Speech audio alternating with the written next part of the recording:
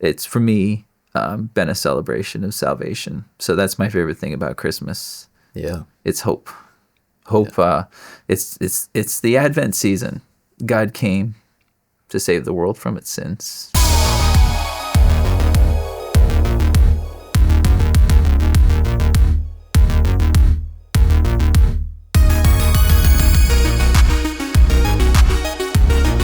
Tim Cunningham, thank you, my friend, so much for being here.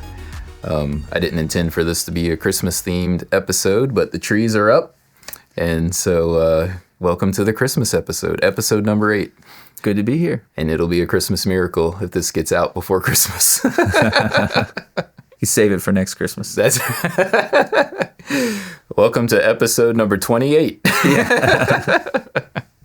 No, thanks for being here, man. Enjoy your company and our conversations, and so excited to have this conversation with you today. Good to be here, Matt. So, Tim, how do you introduce yourself these days? I introduce myself as Tim. Hi, I'm Tim, right? Well, it just depends, because I also, on Google and every social media, am TJ Cunningham. And so that was an accident. I was just out of college trying to get my name to fit on a business card, and Tim didn't sound very professional to me. It didn't have like sort of a pro artist ring. So I was like, maybe Timothy. And that was just so much name, Timothy Cunningham, to fit on a business card. I'm like, what about TJ? I'm like, TJ. And it fit, it's like a late night with InDesign trying to work this out because I had a show coming. And so then I did a couple of articles or, interviews with the local in-town papers. And so they all went with TJ because that was the name on the business card. And so that sort of was like the first run, and it faded. I moved around, things changed, and TJ faded. And then there was a national competition that I got in, and I just accidentally somehow gave them the name TJ, and then it was just set. There's no way away from it now. So, the World Wide Web has no idea who Tim Cunningham is. So only my friends call me Tim. All right, Tim. So how do we know each other? Well, we know each other through Trinitas Christian School, and you can't tell from the video, but Matt is really proficient with cameras. So I was always seeing you, like everybody's sitting down in the dark watching, and you're like, all over the place with these beautiful rigs and, gimbals and things. So I noticed you a long time before I was able to meet you. And I think at some point I just kind of like jumped in front of you, like, hi, got to meet the cameraman. So you were, I was aware of you for quite a while before we met. And then I think after that, you've been very kind to me. So we've gone out for breakfast, and we've talked quite a bit. So that's how we met. And I've been trying to think where exactly that was. And I think it must have been first seeing you and then introducing myself. Yeah. So. Well, thanks for that. I remember, and this is a common theme, I feel like, for people at Trinitas, was that father-son campout. I think Ed Varela introduced us at that campout, and that's the first time I remember having any kind of in-depth conversation. All right. That's what I trace it back to. Yeah. But, yeah. It was an eventful, so we were literally sleeping in puddles. Yeah. It was the worst camping trip ever. It was that one, wasn't it? Yeah. But it's such a good memory. Yeah. But my goodness, we were wet. 20-something years, I think they said it had never rained. And so we got 20 years worth of rain. 20 years worth of rain. At that one. Clark and I were actually very comfortable with sleeping mattresses and pads in the back of our van. Okay, sweet. So we were dry. We eventually ended up in the van. I mean, so when I reached in to touch our sleeping bags, which I had, like a beginner's mistake, I spread the sleeping bags out and then went to dinner, and then it really started to rain, and then we came back, and like a saturated sponge, like the sleeping bag could not be wetter. There's no more water that this thing could hold. It's at max capacity. Yeah. So I knew it was a lost cause at that point, and we just slept in our clothes and our seats in the van. We're not comfortable. Makes for fun memories. All of our pillows and blankets and everything were 100% saturated. Yeah, that's a long night. It was. The only reason we were in the van preemptively was because several years before that, at a different location, we were camping, and it was 100 degrees during the day, and at night it rained, and it all came through our tent, and we had the same. That tent ended up in the dumpster the next morning. Mine did too, yeah. So this time we're like, we'll just sleep in the van. Yeah. So Tim, how would you describe our relationship? Well, I would say first and foremost, we're both Christians, so we attend church together, which has been a real blessing. Our kids are going to the same Christian school, and you're also a creative, right? So we're both creatives. We both are very interested in how to create things and what that means, and so there's just an awful lot to talk about. And you're very kind too. So I've just I would say most of my most successful relationships are it's because there's somebody really nice on the other side. So there you go. That's how I'd describe it. Well, I will turn it back on you. You're very kind to say that. So yeah, lots of common interest, and also encouraging each other to spend money on stuff to be more creative. Right. Yeah. Yeah. Appreciate you very much, man. I feel like I keep saying that, but it's true. I just enjoy our conversations, and I feel like they're never just surface level. Like I feel like we go deep and talk about things that matter. I'm incapable of small talk. Almost, I can talk about the weather for 30 seconds, and then I'm out of things to say. Yeah, well, one of the things I appreciate about you. Yeah, yeah, that's good. I think that's a good trait. All of us should strive for less small talk and more conversation that matters. Sort of why I have this podcast. This is not a small talk podcast. It is not. Yeah. So Tim, tell me about your beginnings. Where did you grow up? I grew up in Vermont, and it's funny is there are only about 600,000 of us Vermonters. There aren't very many, and probably even fewer that actually grew up there. A lot of people moved there. Okay. At least that was the sense I got living there. Come from California, New York, or New Jersey, or something like that, and become Vermonters. And they're called Flatlanders, and all the real Vermonters look down on them. But, but my parents aren't from Vermont, so I kind of didn't really have bragging rights. I think you have to be a few generations in. And anyway, I grew up in Vermont, and so it's a gorgeous place. There's a lot. It's very rural. And so I grew up, there was a dairy farm. The house that I was born in, actually, there's a dairy farm that is as old as the town right across the road, which is, I've painted it a bunch of times. And so they would herd their cows out, and down the road, they'd close the road and herd their cows to pasture. And then the cows would be at pasture all day, and then they would regather, the cows gather themselves, and they would close the road and bring them back into the barn and milk them in the evening. So this is a very rural, agrarian kind of existence there, and so that's where I'm from, and a lot of good memories there. I'm a Vermonter. Yeah. So you were born there, and were there until college? That's right. Okay. Yeah. And what was it like for you as a young man growing up there? So yeah, I would say as a child, it was just, I really enjoyed it. I really, really enjoyed it. As a young man, I was, I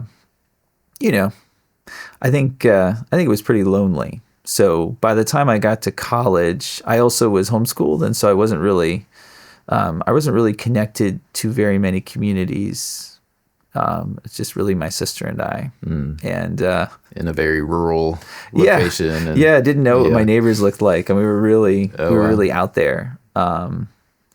And so it's funny because it's the kind of thing that I find myself longing for now. But when I was 16, 17, I was pretty eager to escape. Yeah. So escape the cold, escape the sort of the isolated feeling. I was really looking forward to going somewhere and doing something. Yeah, finding some bigger community and friendships. Adventure probably more than community. Yeah. I don't think I knew what the word community was or meant. Yeah.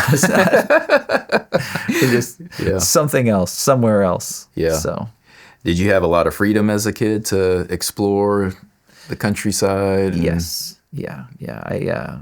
I would walk from miles and miles and miles in the woods. And so I had a dog, and my dog and I just spent hours and hours and hours somewhere far, far away. Yeah. And again, those are really good memories now. Yeah. Yeah. You said your parents moved there. Where did they move from?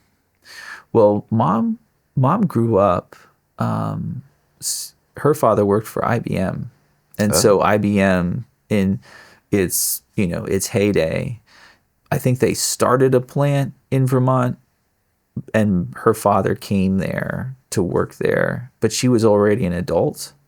And I don't even know. I think they were on the Vermont side. I feel like there are islands in Lake Champlain far to the north, and they were on one of those islands, I think. I'm embarrassed now that I don't know exactly which one it was. But so that got mom to Vermont. So I think she was probably, and she likes to say, when I came to Vermont, there were more cows than people, so which is what they say about Wyoming now, I think, which is actually, fewer people than Vermont and more cows. So she ended up in Vermont, somewhere around there. And my dad moved to Vermont when he was 3 months old. So he grew up in Vermont. He was from Vermont. Yeah. So, and actually on a dairy farm. Oh, okay. My great-grandfather was a devout Roman Catholic and trying to start a religious community in Benson, Vermont. And, so there's a church and a mill house and some other things, and really wanting to start that community. And he was quite wealthy, so he was from old money, so he was able to start the project and I guess acquire enough land. And that's how my grandfather, right after my father was born, ended up in Vermont. So as part of that community. So there's still I don't know exactly what it's called, but there's a church that the family built that where my aunts and grandparents are buried. So interesting. Yeah. So he was trying to start a religious community. Tell me more about what was his goal? Was it an isolationist kind of thing, or? Okay, so I don't 100% know. Shame on me, but I think it was meant to be some sort of Catholic utopia. And I have to be careful here because the lore in my family, having, my father came to faith, having been raised Catholic, and very eagerly rejected Catholicism.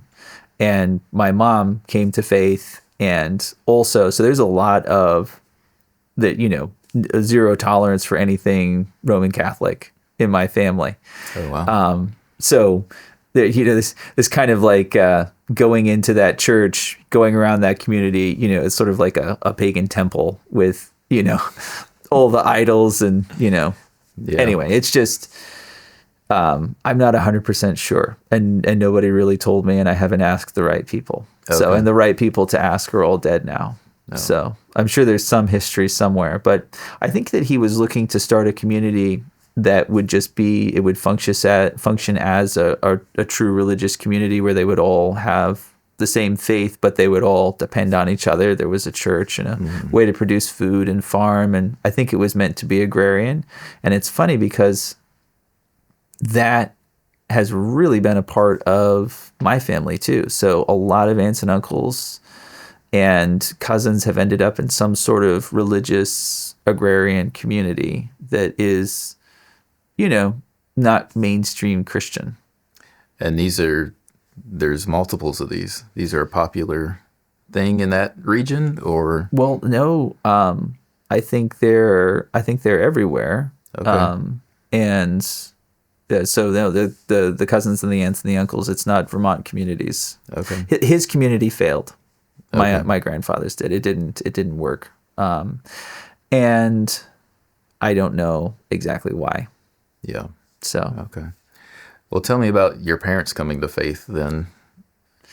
Yeah, my parents are, they were both adults when they came to faith, and both I would say just very lost. Like they lived very difficult lives. And one of them, Well, yeah, they both just lived very, very difficult lives. Lots of issues and addictions and all sorts of just bad situations. And really would I think they would describe themselves at the time they were clinically insane. Like they really there was no future and no hope for them. And both of them came to faith. My father, my aunt witnessed to him and he believed. And my mother, I think it was somebody, it was some connection with some sort of a rehab group that, she went to church with him once. And her story, the guy that she went with, there was something, he didn't know what he was about. He was also really struggling, but she said she saw a peace in some of the people who were there and wanted it. And so she'd grown up in church, sort of I don't even know what kind of a church it was, but it was the sort of old, kind of New Englandy, Christian in name kind of group. Really just went there so that they could sing in the choir and have that, church experience. And my grandparents were some sort of Baptist, but they were Seventh-day Baptists. So they're like this really unique little sect of Baptist that has all of its church services on Saturday and not Sunday. So I don't think there are hardly any of them left, but it's something in the southern tier of New York, the little denomination. So there's Christian things. My father was raised Roman Catholic, but both of them came to faith in their, I think, mid-20s. And, and then it's always been a good thing because there's no trace of it now. They just have been faithful Christians. They've been maturing as Christians my whole life. And the stories of what they used to be are confirmed by aunts and uncles. Like they're not making it up, but it's not at all who they are anymore. They're really they're new creatures. Yeah. So the beauty of the gospel. It is, yes. Yeah. And I grew up with it. Not to have parents who their parents were Christians and they're just sort of doing the Christian thing because that's what you do. Like they really they like consider themselves first generation Christians. Yeah. So very cool. And they both started following Christ independent of each other, like before they met. Quite a bit, yeah. Okay. They were married when they were 37, so Okay. they were they met in church, but it was a rambling path to get to each other. And so, tell me about you and your sister. Are there more siblings? My brother, yeah, Your brother. Okay. So I have a brother. My brother's Down syndrome, so he doesn't. Okay. No long conversations with him, but he's older. He's 2 years older, and he lives with my parents. And then my sister's a nurse now. What was it like in the Cunningham household? Yeah, so we were homeschooled. So we just did a lot of state fairs and horseback riding, and we had the same jobs working on farms and things like that. So You guys weren't on a farm though. we had animals, but we weren't farmers. Yeah. Okay. So you did farming work for other people? that's right. Yeah. Okay. What was it like growing up with a brother that had Down syndrome? Well, it felt really unique. Of course, felt like we were the only family with a special needs child in our family. But then, I think it can. I hope it has. A lot of patience. You just kind of you grow up with, because he's not always particularly easy to get along with. Some special, and I've worked with the special needs community a lot. Some are really, really sweet and just, kind of a ray of sunshine, Mm-hmm. and some aren't. It just depends on how, your brain chemistry and all of those things. So, he's always been a little bit more sort of moody and unpredictable, at least for me. And I think that you just kind of grow up with a layer of, being able to have that category for this person can't help it, and I need to go the extra mile. So whatever it is in life, there are people that are struggling with something, and it doesn't have to necessarily be special needs. And at least in that moment, there's really nothing they can do. And you have to go the extra mile in order to whatever needs to be done. So that's something I think that, what was it like growing up with him?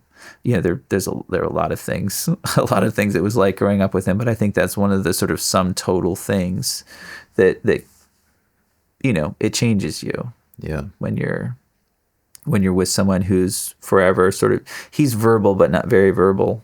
You know, he's just a lot of really big limitations. So, yeah.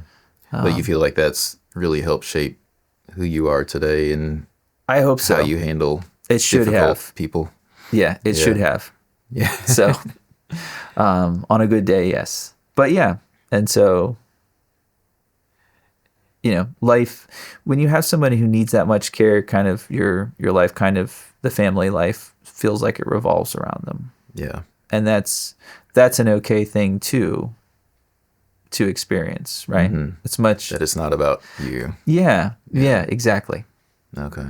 So I think that was, but obviously, you know, he is, whether or not I learned anything or benefited from it, obviously him being him is a good in and of itself. So it's good to have a brother. Yeah, sure. Yeah. Well, and God uses all those things to shape us into what he has planned for us, right? So, yeah, it does. Yeah. Have you talked with Christy McDonald? She runs Genes of Joy here. And her youngest, Jace, is Downs. Okay, no, I didn't know that at all. Yeah. I'll have to get my yearbook out and try and figure out who you're talking about. I'll try to introduce you next time. Oh, okay, I'd love that. Next time I see you both in the same room. Sure. So some challenging growing up scenarios, but what's one of your favorite memories from growing up in Vermont? So I would say my favorite memories are kind of like a mix, right? So this, you know, there isn't one particular that's like, oh, that is my favorite memory, but I just loved Cambridge. Was where I spent the first 9 years of my life, and you know, I really like animals, so I don't know if that shows somewhere, but seeing a moose run out on the road, I mean, it's a gigantic animal, and all the sort of the creatures that live around. I got really into birds of prey when we moved to Addison from Cambridge, and so there's sort of a memory. There's like a feeling of a place that is the really, really good memory of growing up. So just the woods and the small farms and the I always think it's sort of like you have like the human and his pastures, and then always pressing on it is the kingdom of the fox, right? Like he's always trying to come and steal the chickens, and so it's sort of this. You know, and you can see it, and a lot of those barns have been just pushed into the ground. They've collapsed, and for lack of care. So there's that memory of the place is a really special feeling. Kind of a muse, coyotes in the night, all of it. Is a really great memory of childhood. And I did not live I wasn't involved with sports. I was homeschooled, and the homeschooling path was unschooled. So okay, you know, I had a lot of time to sort of ramble and think and absorb. And there were other opportunities and things too. I mean, it wasn't, I had a lot of jobs. I did other things, but I still had a lot of time to just sort of absorb that rural landscape and its relationships.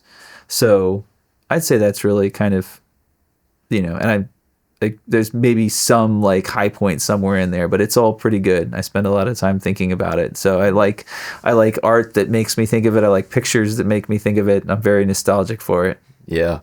It seems like that is probably a big piece of who you are today as an artist. It really is. Yeah. Yeah. We'll get into that for sure in just a little bit. Tell me about why your parents chose to homeschool you, And then why did they choose the unschooling method of that? So the choice to homeschool was, I think, 100% for protection. So I was born in 1988, so you think Christians in the 80s. And Christians, my parents had lived really difficult lives before faith. And so they'd seen a lot, they'd experienced a lot. And I'd say that was a motivating desire. They didn't want their children to have the same experiences at all. So there was definitely that. They wanted to keep us safe. And so there was, I think it expressed, I'm not misrepresenting them at all to say that there was the goal to isolate and to protect and shelter. So I was, and they succeeded. I was very, very, very sheltered. And so that was a big goal for homeschooling. And then unschooling, I think my mom was really the one who was in control of the education. She was the one who reported to the state and made sure that we were doing at least what we were supposed to do in order, because when you're homeschooled, you can't just, it's not just truant and the state has no idea what happened to you. You have to report. So there was an accountability system there. So we did have requirements. But unschooling just, I think, fits my mom's personality. She's very interested in a lot of different things and not very interested in others. And she went to a seminar and was very impressed by some of the people. There was a book and some stories about success, using the method. And so that was really what we did. It was, there was some structure, again, because it's required, but most of it was just student led. Like if you were interested in it. So I was very interested in the Civil War, and so tons and tons of books and vacations to go see battlefields, and and then I was really, really interested. I told you I was really interested in birds of prey, and so raptor rehab centers and zoos, and again lots of magazines and books, and here's all the information you can find on raptors, and and it just, my sister was really into the Kennedys. So we went to Boston to the Kennedy Museum, and just that's kind of how education went. So it's one of those things where, it definitely does, you learn how to learn, and you learn what to do with your curiosity, and that it's okay to just get really interested in things. But I think it fits a brain type too. And we were all the right brain type for it. So, that was the education. So I do, and I still, and of course my son's being classically educated. So I really cherry picked, everything. If I wasn't interested, I didn't do it. And I like to say that, really all I learned from math assignments was how to talk my mother out of making me do them, right? Like it's like, can I just do, what if I do every other? What if I do every other line, every other? What if we just don't do it at all? Because I know how to do it already. You already showed me how to do it, and I did it once, so now I know. So now can I go do something else? Nice. And I feel, I could be exaggerating if Mom ever sees this. You'll get a letter with the true story. But I think that I was incredibly successful at talking Mom out of how to do anything, and also pretending that I didn't understand anything ever. So yeah, I really, I developed those skills, unfortunately, being homeschooled, but, you learned something. Now my poor kids, I'm taking it all out on them. Yeah. So, in our kids' school, if you misspell a word in an assignment, you have to write it 5 times correctly. And so I administer that gleefully. It's just a total change in trajectory. And I joke that I still have no idea who the presidents are. Like, I know there have been quite a few of them, but I know a few. And so one of my 20-year projects is to read a good biography on each in order. So nice. By the time 20 years have gone by, I'll be able to look at a placemat and know what names and faces go with what stories. That's great. Yeah. So no unschooling for your kids then? Those poor kids. And so I think it'll probably go like an unschooled generation, my sister and I, and then my kids forced to learn, understand, and appreciate all of Western civilization, period. No way out of it. And then my grandchildren will be unschooled. Like, my parents made me learn all this useless stuff. I'm not going to force this on you. What they learned, though, in classical education is to appreciate classical education. We'll see. That's the goal, right? Yeah. Right. It's meant to be self-repeating. So yeah, there are. I mean, I'm encouraged by the fact that there are quite a few legacy kids at Trinitas. So their parents went all the way through the system, and their children are now there. So we'll see. Yeah. But it's just how things go. Unless, I would be happy to be the exception. But there tends to be my parents did it this way, and so now I'm going to do it this way. Right. So. Anyway. What was your introduction to classical education?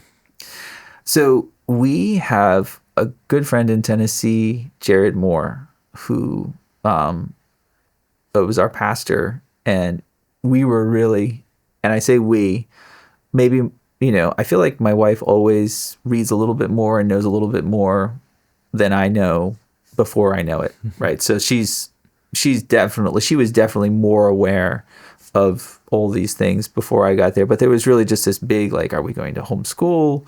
Really, there was the church itself that we attended in Tennessee had a lot of, I'd say like a third of the congregation was either a teacher, a retired teacher, or principal, administrator, something to do with the local school. And it was a very sort of a quaint kind of a town.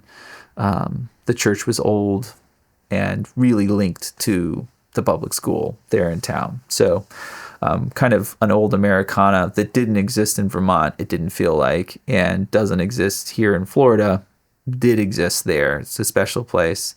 So we were really trying to figure out what to do. We had one that was getting ready to be kindergarten age, and our pastor really presented classical education to us. And then the school that his children were going to was a classical school. So we started there with kindergarten, and I did not at all see I'm sure it was a fine school, but it wasn't like Trinitas, and it wasn't open enough for me to even understand the goods of what was happening in the school. So you just sort of drop them off and pick them up, both outside. So it's like a car line. And that one thing with Trinitas, that extra 15, 20 minutes where you can go in with your kids and see them start the day, see their classrooms. I mean, that really makes such a huge difference. Didn't have that at this little school. So, it was much more the typical, probably what every sort of secular school situation is, where you're just kind of leaving your kids there and picking them up. Anyway, so it was kind of coming in with some of the mantras of what classical education could be, but I wouldn't have pursued it necessarily from that point. And then COVID came, and the school closed permanently. They weren't able to stay open financially. They were right at the end of their rope already, and it was done after COVID came. And so the board closed the school, and my wife started in with classical conversations, which is Lee Borden, I think, is the name of the founder of that. And so then I started to really understand we're reading books like History of the World, and I had already determined, because I don't read very well, meaning I don't read habitually. And so I read to my kids a lot. I read out loud. I want them to be readers. I don't want them to be saddled with, that problem and just learning and reading. So anyway, I was reading a lot to them, but then the books are, like I said, History of the World, and we have this timeline song that plays in the car every single time, which is also, so starting to understand that classical education is a way of understanding the whole story. It's not all segmented. And I knew about Dewey already, and I knew about progressive education already. So I already understood that there was, a competition of worldviews there. but just to all of a sudden see just how beautiful classical education is and how integrated it is. And then going past that, making the point that it's not like you have this class and this class and this class and this subject and this subject and this subject. And then also, because it's a Christian education, you have a Bible class. It's the world, its history, all that we know presented as a whole with Christ at the center. It's the belief that all of these things are God's things. All of these things point to God. And especially when you get into science, and then some, I guess, history as well, and the different cultures, to be able to see that skillfully presented is just wonderful. So I really, during the time period when my wife was using classical conversations to start my kids, get them through, we went through second grade. So we were talking about moving to Pensacola, but then it still felt very limited. And the group that we were meeting with there in Tennessee decided that they didn't want to be associated anymore. And they were sort of going another direction associated with classical conversations. And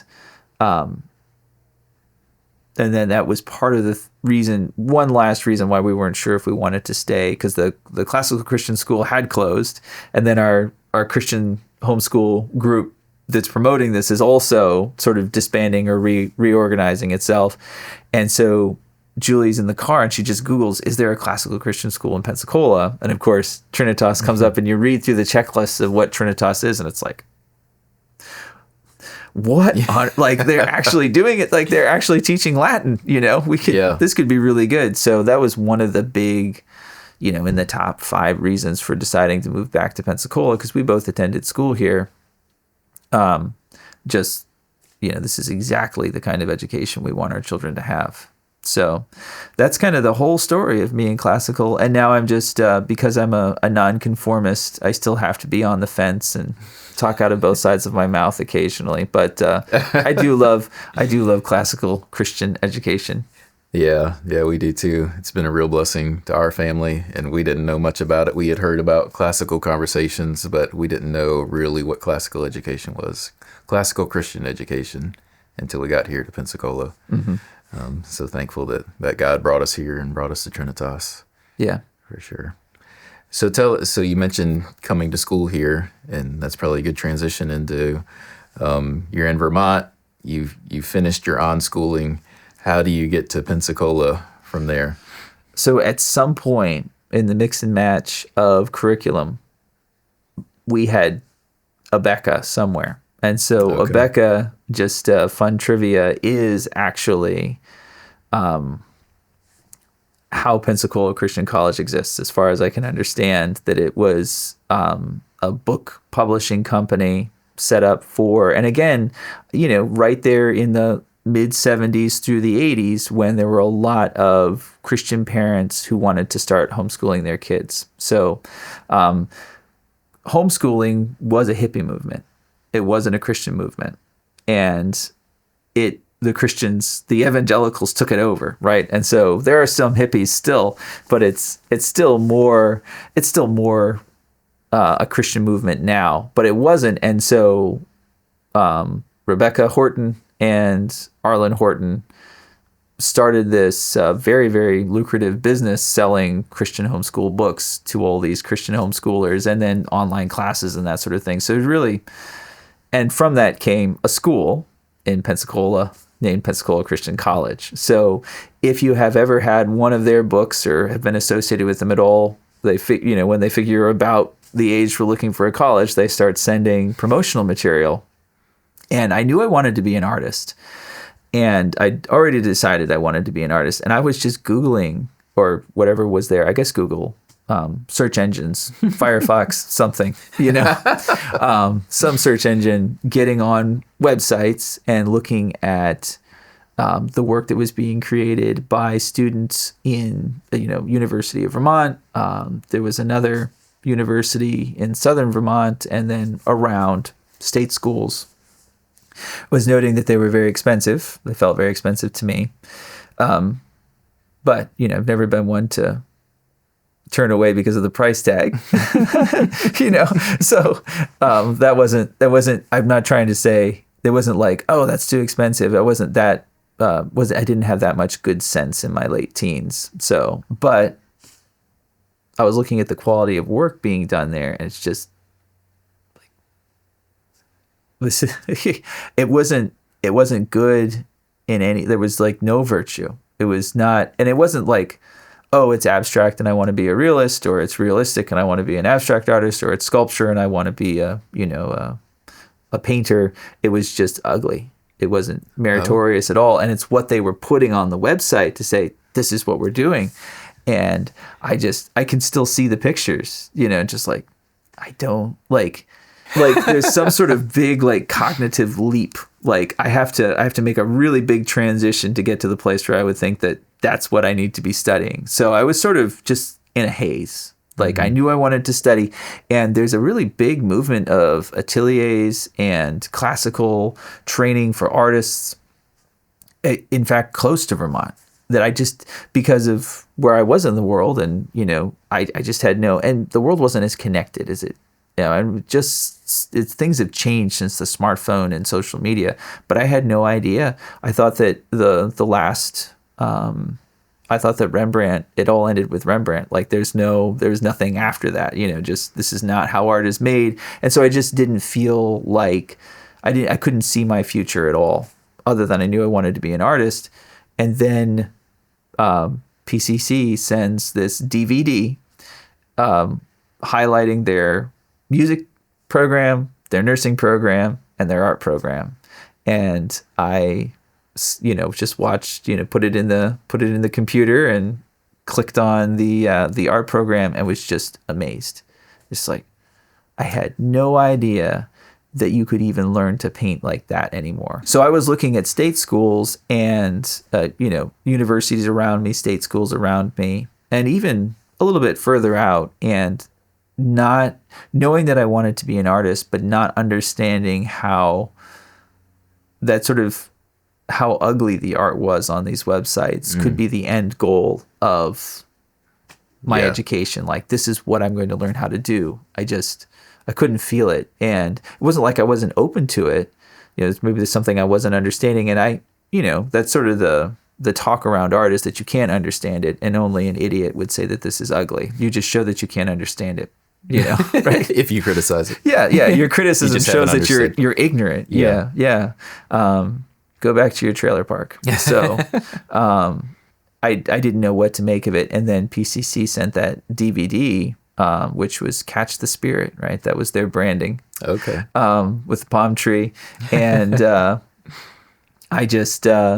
and then also, so there's me wanting to escape Vermont and the way my life has always been. And it's like, there's a school in Florida that has sailboats. And they'll teach you how to paint like this. And so I was just completely sold. Yeah. There was never any hesitation after that. And so checked all the boxes. It did. Yeah. I'm going to get out of the cold. I'm going to get out of the loneliness, and I'm going to learn how to paint, and I'm going to go do it, and right away. So I finished up homeschooling and came down to Pensacola Christian College. So that's how I got how I got here, how I got to this city. Nice. What year was that? 2006. How many years did you do at PCC? 4. Okay. You got your undergrad. Did you do a master's there too? I tried. Okay. They wouldn't let me in. Oh, I shouldn't have asked that question. Yeah. No, I hope they're watching. They wouldn't let me in. Look at me now. Yeah, exactly. You guys. Yeah. That's fun.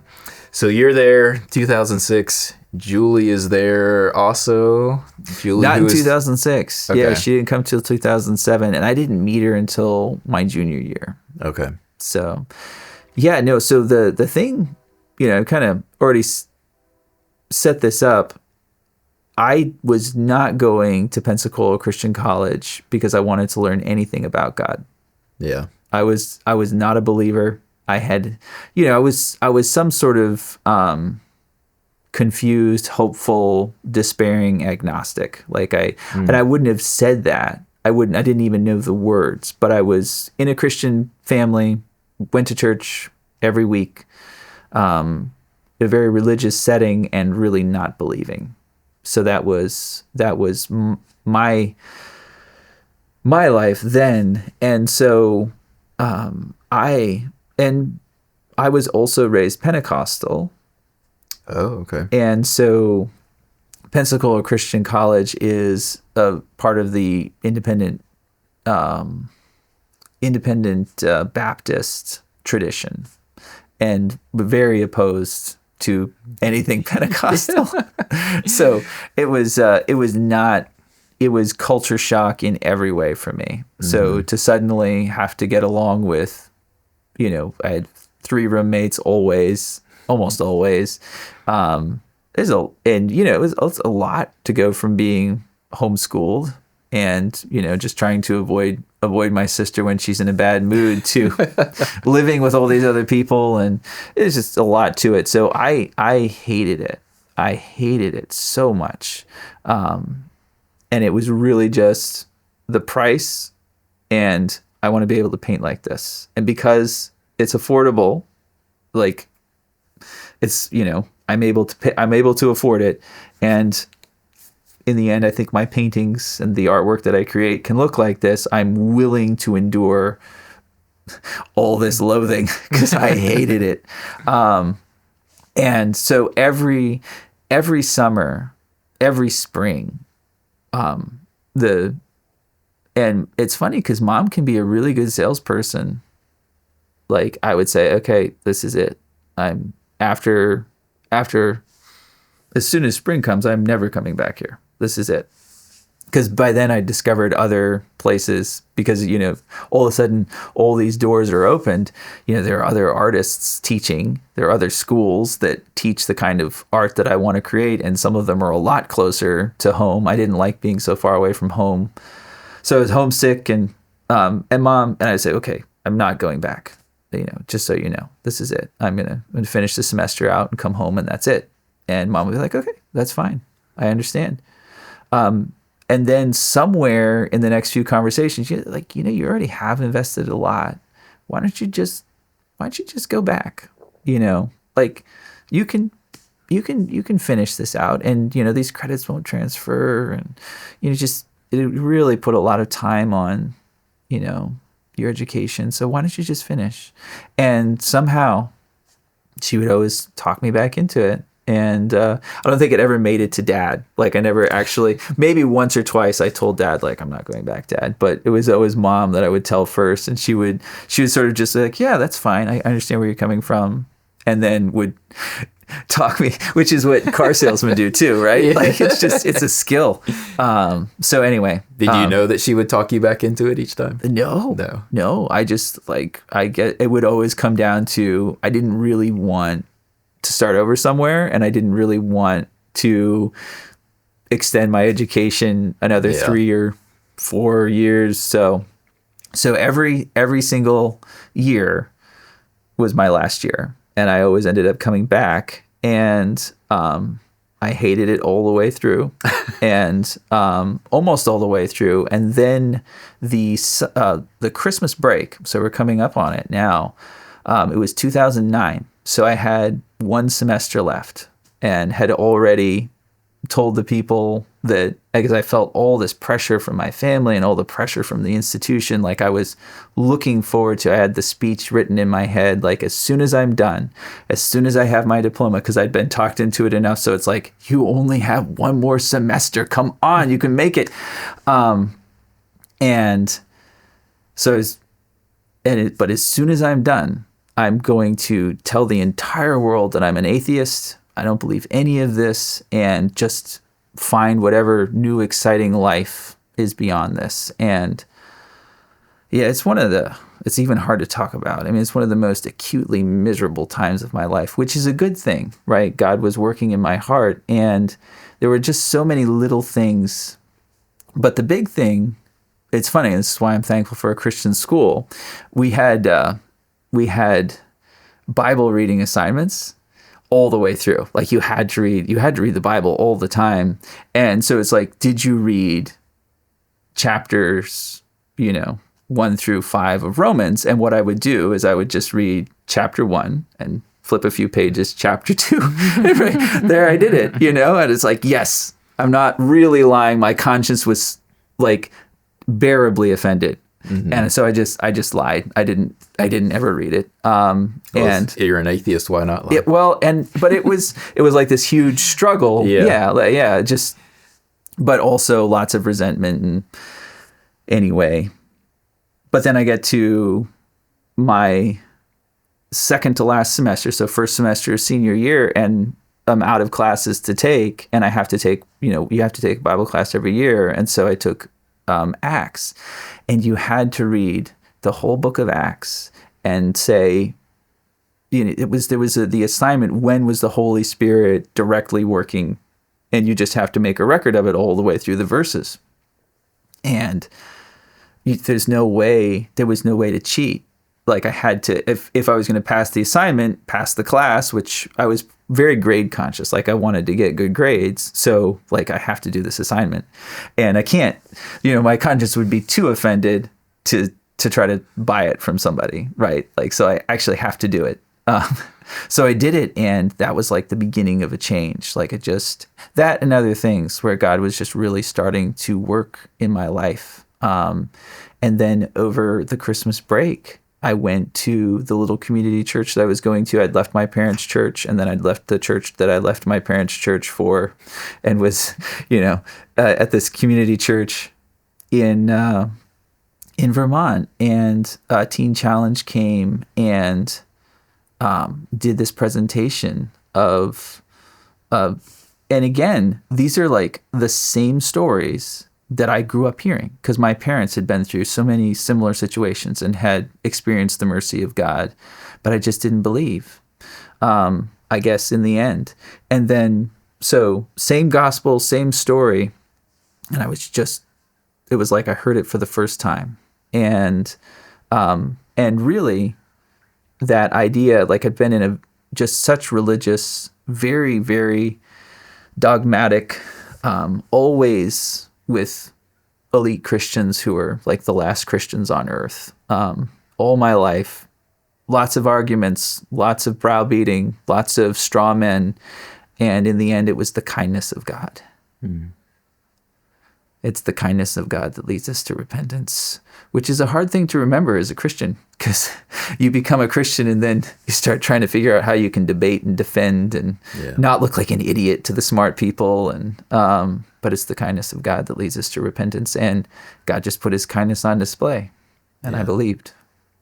That's a good reminder, man. Yeah.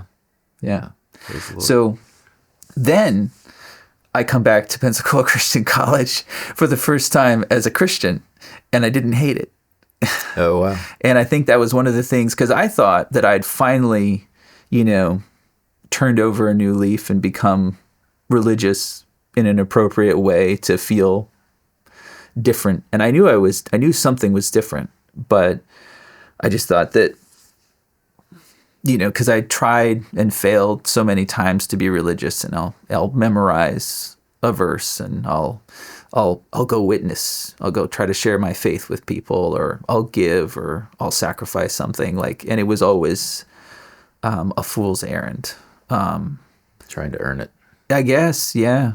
And then, so I come back, and I really had just terrible contempt for my classmates, for my teachers, there were a few people that I liked, and almost no one else. And there was one person in particular that I remember that I just didn't get along with.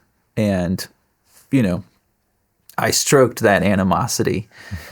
And I met her, and I saw her when I came back, and I don't have that anymore. It's gone. And so there was a real, at the very basic level of who I was, just a huge shift. And the loving other Christians is just, and it's a fruit. It's what comes. It's what's supposed to happen when you become a Christian. Yeah. And again, it wasn't something that I learned to do. It was something that I had no idea how to do, and then I did.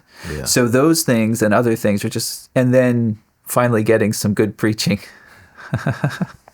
Because there's so much terrible preaching. It's just hours and hours and hours and hours of it. So God was gracious again, and I had a classmate in the art department who was listening to John MacArthur, and she's like, "Is it okay if I listen to this?" And I'm like, at that point, I was like, "Yeah." Anybody who was reading the Bible, I'm like, "You should read it out loud so I can hear it too." Like I was just completely different than I had been.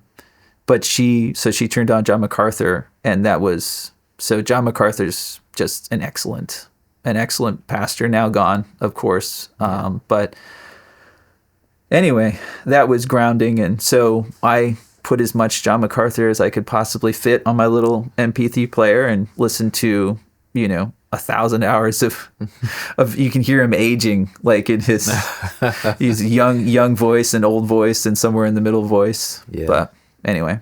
Yeah, what a blessing he's been to the church as a whole. Yeah. Yeah. That's it's neat to hear, man. It's cool to see like truly God turning a heart of stone into a heart of flesh. Mm-hmm. And like just seeing you change, inexplicable other than God's grace making you a new creation. And this is why I'm a Calvinist. Yeah. You're right.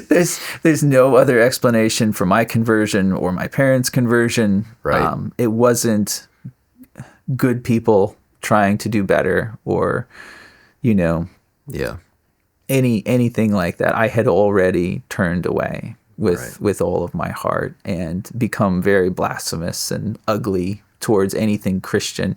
And that was how Julie knew me, incidentally. So I was not on her radar at all. Right. Until after I was converted. And, I think everybody who knew me at the time saw just a complete difference from Christmas break. So you can't not see it. Yeah. Yeah. Yeah.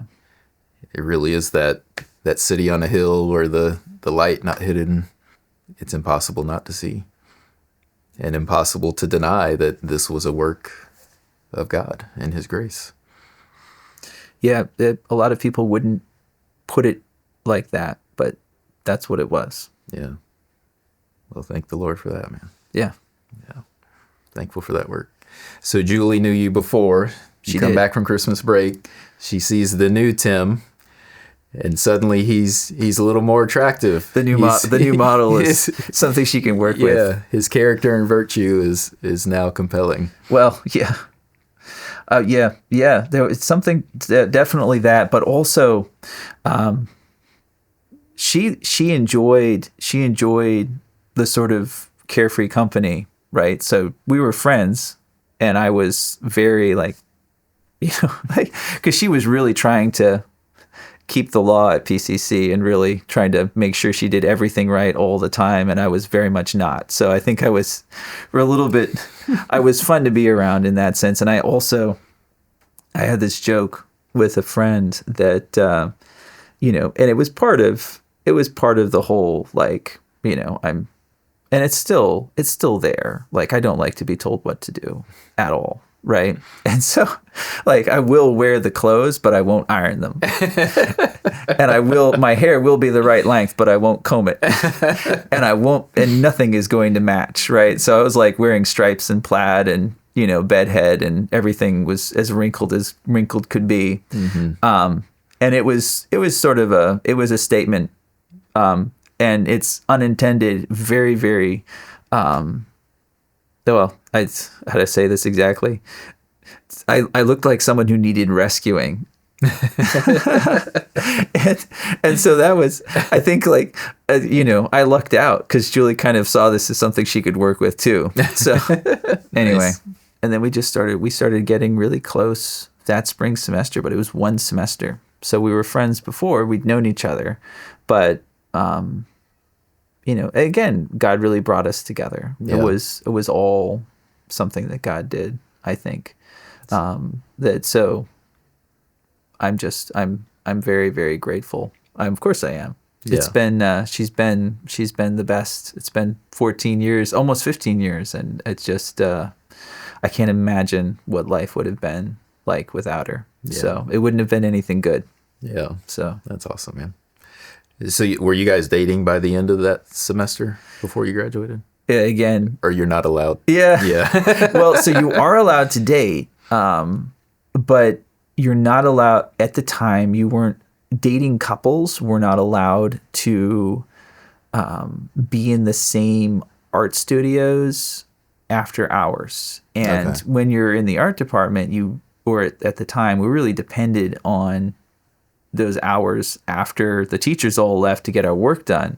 And it wasn't like you'd be like, okay, well, just haul this evil easel off somewhere else. I mean, like, this is where you have to get the work done. In some cases, it's a still life that's set up, and you have to have the same spot to look at the still life. But if you're a dating couple, you're not allowed in that room together after 5, which takes away 4 hours that we really needed every single day to get all of our work done. So we were, yeah, I definitely fallen in love with her. If that's the right word to use, I definitely fell in love with her. And, I wanted to marry her. I knew I wanted to marry her, but we wouldn't confess to dating or even being. So there's this one, it's a funny, very watchful chaperone desk watcher who would see us walking in together, and she could tell something was up, and she's like, are you two dating? Because it was like, if you are, you can't both be here. And I'm like, will you please just pray about that, please? And she's like, okay, well.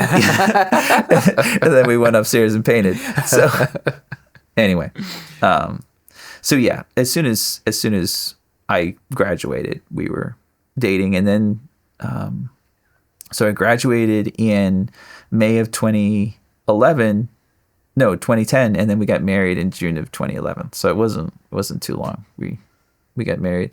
I do regret that we weren't married faster. Yeah. I would say, like we should have just gotten married right away. Yeah. But we wasted a year. But anyway. That's what I say too. I made Mandy wait too long. Yeah. Now I'm like, man. Yeah. Like all that happiness that you said no to for some. Yeah. What were we waiting for? Self-imposed reason. So. Yeah. So you graduate. Julie's still in school. You stay in town. And what are you doing in that period until you get married? I graduated and went back to Vermont. Okay. And so she had a her senior year. And so I went back and lived with my parents and painted and had my first art show in August of 2010. And that felt to me like, because all I'd ever done up to that point was clean out barns and wash dishes and that sort of thing. And made, back when $5 an hour was like a really, like it's funny because you just get these things stuck in your head, because $5 an hour was okay. I mean, it wasn't great. There was one place that paid me $8 an hour, and that was really great. And now, you've got high schoolers expecting to make $20 an hour. It's just how times have changed. Good old inflation. Yeah. But anyway, so I went back, I worked on my paintings, had a show, and then sold a lot of those paintings. Made like $10,000, which was more money than I'd ever had at once after that show. So I'm like, the art career is destined to be a success. Little did I know that was a good sort of not a good first test to show what the next 5 years were going to be like. But anyway, a little harder after that. Yeah. So then that was kind of, but it's kind of how we got set up. And she finished school, and then we were married in June, but she had 1 semester left. There were a couple of classes that didn't quite fit into her senior year. So we had 1 semester left, and we obviously didn't want to wait. I didn't want to wait at all until she was finished with college. It didn't really know where we'd go anyway. So we got married and moved to Pensacola, and she finished college and then became involved with the church. And, after PCC, there was really just sort of being here and being in the community here. And her, I guess she had a brother here, but her sister was here too by the time we left. So there were, family here. and we lived here for about 5 years, Okay. all told, that first round. And what brought her to PCC? She really wanted to serve God with her life. So she came with very, very pure motives. She was also wanting to study art. But she wanted a college that would take Christian life seriously. And so she looked around at other places and was really, thought, and she also knew people who were coming there. She was from Texas at the time. She's originally from Chile, but was living in Houston. So a lot closer to the same circles and same sort of church that, a lot more people go to PCC from. Okay. So Nice. Well, it worked out. It sure did. Yeah, sure did. So take me back. You said you knew you wanted to be an artist, when you first started looking for higher education. At what point did you know, hey, art is the thing that I'm going to do? Yeah, so I had always just related to the world by sculpting and drawing and creating. So if it was something I was interested in, I was only interested in a book about it if there were pictures and I could somehow mimic the pictures. It was really just really shallow, right? Like, I'm not interested in what it is. I'm interested in what it looks like. Well, and yeah, it is what it is. Yeah. And so that was just me always. So from earliest you can remember, like painting my soldiers and making dinosaurs out of duct tape and all that sort of thing, just every visual representations of and again, I have a reader in my house now, and he has books and books and books and books and books, and you can follow his interest through his books. And for me, it was just drawings and sculptures and paintings and things like that. That's what I was interested in. So anyway, that was me all the way through. I was just like that. Yeah. And unschooling really played to that too, because I was able to just, really, really pursue those things that were interesting me. And Mom, saw that I wanted to make things, and so I had clay and all the things I needed to pursue those interests. So that was part of it. And then, but there was the myth. It's not a myth. It's true, but it's also like a mythic truth that artists starve and cut their ears off and stuff, right? Mm-hmm. Van Gogh is like the quintessential artist who suffered and was miserable, and of course cut part of his ear off and sent it to a lady friend of his. I don't know what the details of that exchange were, but and then committed suicide, right? So that's Van Gogh. Although there are people who think that he actually didn't commit suicide, and there's a whole there's just conspiracy theories about everything. But this is a good one. He was shot, and to defend the person who accidentally shot him, he said that it was self-inflicted, and that's the story. So to be careful. There's any artists out there watching who are really devoted to the fact that Vincent didn't kill himself. He was virtuous to the end, and. So that shot killed him? Yeah, he was shot in the stomach. But he defended the guy that shot him? No, the story is that he shot himself in the stomach to kill himself. Mm-hmm. But then who shoots themselves in the stomach when they're committing suicide? It's a rough way to do it. That's not a believable story. And so the actual story is there were two boys shooting, and they accidentally shot him. And because he didn't want to have any harm come to them, he said that it was a self-inflicted wound, because it took him a couple days. I think he didn't die right away. So anyway, however Vincent died, looking at his life, that's kind of the held up as this is what an artist looks like. This is how an artist lives. It's very bipolar, hyper creative, very miserable, hyper creative, very miserable artist. And and also you make no money, right? Yeah. So that's kind of art. Yeah. And I did have artists in the family. My grandfather was an artist. My great-grandmother was an artist. And there were others farther back, farther out on the family tree. So it's kind of surrounded by the, family members have done this. but I was very much enthralled to the whole, you'll starve and also be unhappy. Yeah. You can't be good unless you're troubled. Yeah, that kind of thing. Yeah. And so that wasn't very appealing. And so I really didn't know what to make of my desire to create.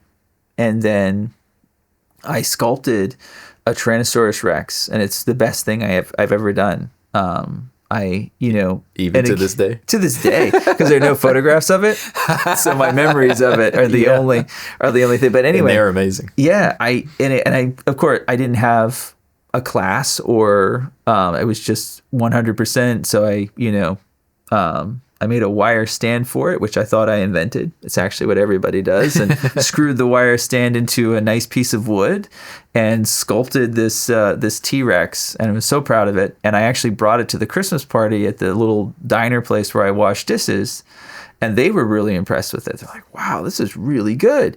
And my boss who owned the restaurant was like, "Put it by the cash register, and we'll put a price tag on it and see if it sells."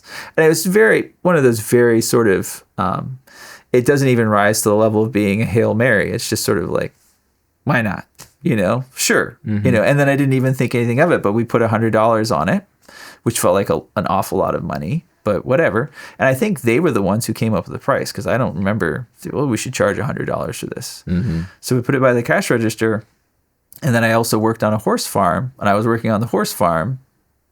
And there's a phone. This is before anybody really had cell phones, at least anybody around me. So there's a phone in the barn, and my mom, I guess, called the barn and then told the person who was in the barn to call down to me that it had sold.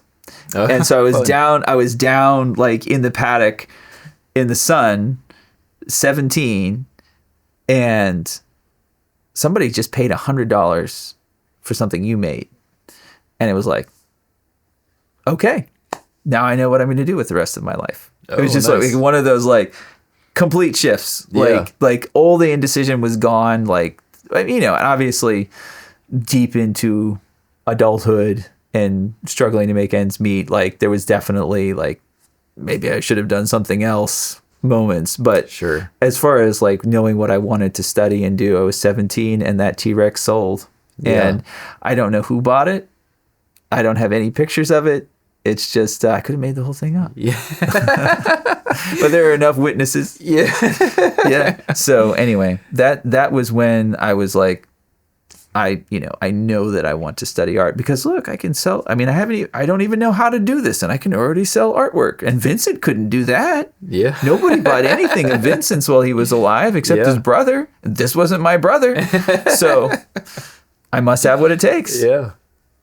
If you lived in Vermont and bought a T-Rex from a diner, let us know. Right. Yes.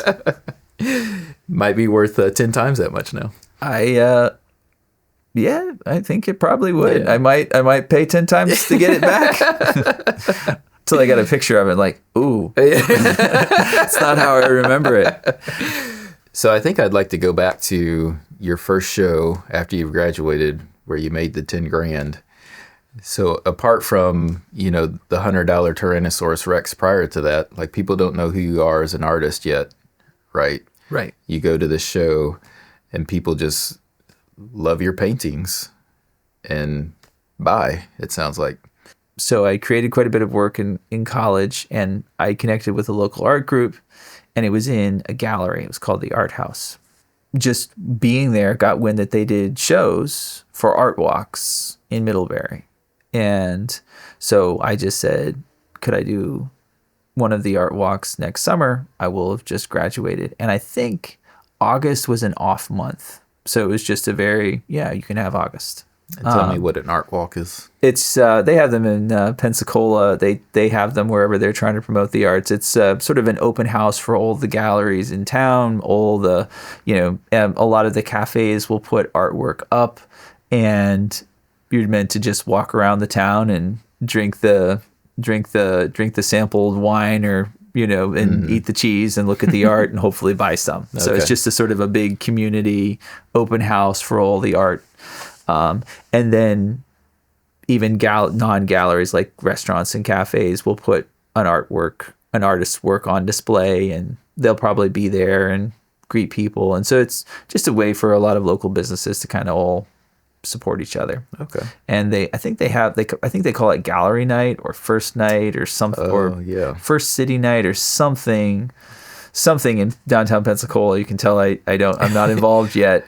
Gallery night sounds familiar. I think I've seen advertising for that. Yeah. So it's a cool thing to do anyway. And they were doing them in Middlebury, and they called them art walk. So you just look at the art and walk around. So that was junior year, and she signed me up for the summer after senior year, and I just kept creating. And so I had a bunch of schoolwork, and then I had work that I created over the summers, and then I had work that I created, graduated in May, and went to August. And so I didn't really know what I was doing as far as presenting myself as an artist. There were Civil War scenes, there were landscapes, there were figures, there were portraits, still lives. I mean, there's just everything all around. I mean, just anything that I had that looked good and I could put in a cheap frame was there. And then I invited everybody that I knew and kind of asked them to all invite everybody that they knew. I mean, it's just every single person that I'd ever gone to church with, or knew my parents, or we were family friends with, or we'd met, or some other art connection, anything. And so really just packed the place out. It was full of people. And so a lot of the work, it wasn't expensive, but there was a lot of it, and it sold. And that people bought paintings all the way through. And it's one of those things when paintings start selling and it's a room full of people, and you can see, because they put red dots on the tag when they start to sell, it gets this momentum and this excitement. And so people were buying. And yeah, it was really just mostly friends and some strangers. And then, of course, the sort of crowd that would walk around and look at the art and want to buy, they were also in on it. And so there were people that I didn't know who were there too. But that was the first show. And anyway, that's something, whenever you're trying to do something new, and I've read this since, and I experienced it, of course, long before reading it, like, don't underestimate the power of that group of people around you that you already know, right? There's always this sort of, you want to go do something and then go tell your friends about it. Like, yeah, like you got to actually do it with your friends. Like, you have to have, they're the people that care most about you. And there's a list of, there's 20 to 30 people that would absolutely, maybe more, but at least 20 who would be really interested in anything you're going to do. And you just have to make sure you tell them about it. So that's good advice that I've read since. And back then I just did it because it was an act of desperation. Tons of postcards and any kind of press I could do, a couple of magazines and, a couple of newspapers and a magazine, just get the word out. And that's the birth of TJ Cunningham. Yeah. Nice. Now, this was 2010, right? 2010. Were you on social media at that point? Well, I got on my sister actually signed me up for Facebook as soon as it came out, because I had an EDU email address, and you needed an EDU email address in order to get Facebook. You couldn't get on Facebook unless you had a college or some sort of, you had to have an education domain. So I was on Facebook right away, but she was the one who set up the account. So I didn't really do anything with it. Social media was not a part of that first show. Social media wasn't really very much of anything until probably 2013, 2014, somewhere in there. I started to realize that, there's a lot of people here, and they're interested in this. So, but that was just sort of a first glimmer of an awakening to social media. I wasn't really into it then either. So. Yeah. When did you start going heavy into social? 2020. Okay. Yeah. So post-COVID. Yeah. But didn't Facebook come out something like 2007? Something like that. I think I signed up in 08. Yeah. Okay. So somewhere in there. So I didn't take it seriously for a good decade after it came out. Yeah. like most of us. Like like, so the super, the brilliant people get on first, and they're the ones that, whatever they do with it, they get hurt going and coming because they're on the frontier, and then they've got all the people behind them too. And then the best place is to be like in the second or third wave, and then they're like all the Johnny come latelys and the people who just barely figured out right at the tail end of a golden era. Like, right. At what point do you get on that wave so that you're making the most out of it? I just wait until your grandmother's on social media, and then I'm like, okay, well, I might as well get on too. Yeah, this really looks like something. Like, people are like, you should get on TikTok. I'm like, nah. I know. I think we've missed it now. Yeah, it's probably too late. Well, I just keep waiting for the government to shut it down. I guess they're not going to. I just don't think let those Chinese spy. Yeah, that's right. I mean, if it's not that, it'll be something else. So I guess, yeah. Yeah. So how did you price your art in that first show? By square inch, and it was pretty cheap. Is that a common way to do? Yeah, yeah, and it may be a common way because people will look at paintings that are selling and paintings that are for sale, and they'll take the size and just work out how much it is a square inch. Okay. And then say, okay, well, if they're charging this much a square inch and I'm not at their level, so I'm somewhere down here and I could charge this much for the same size painting. So I'm not sure if people teach that you should, but that's what we all did. Interesting. So it's not so much the value of a particular painting or the perceived value of a particular painting, painting by painting. It's just very much, this is what you as an artist are worth per square inch. Yeah. Yeah. Okay. Yeah. And so for me, it's changed over the years, but starting out, you just you have to have somewhere to start. And so. Do you remember how many pieces you sold in that show? Not really, but I remember it was something like 64% of the show sold. Oh, wow. During the show. So nice. It wasn't a sellout, but I have had a show since that was an actual sellout. Every single painting sold, but that was the start. And so to have over half the show sell was pretty exciting. Yeah, for sure. That seems like really good for a first show. Yeah. So continue to take us on your art journey. You have that first show. You're now married. Where does your art career go from there? Yeah, so I had the first show, and I'm not married, not engaged. Just we'd started dating in May, and we were long distance. She was in Houston for the summer, and I was in Vermont, so a long, long way away. And then we go through the winter, and I do another show, and it's the what is it? Polar opposite. Just 2 paintings sold. And it was like I was expecting another equivalent, at least, success. And for some reason that I now know why it wasn't successful. But at the time, it was just like, oh, okay. So it's just sort of a flip a coin. Sometimes you're successful, sometimes you're unsuccessful, kind of a thing. And so that was like a really good, kick in the reality slap. Yeah, just like, okay, so this isn't going to be easy because the first one, it felt like, well, all I have to do, it's like printing money. This is money does grow on trees. Success is easy. I should have written a book right then. Yeah, right. So it's always anyway. So we made it with commissions. I got a couple of commissions, and so we got married. Like I had the really, really unsuccessful show, I think, in May. And then we got married in June.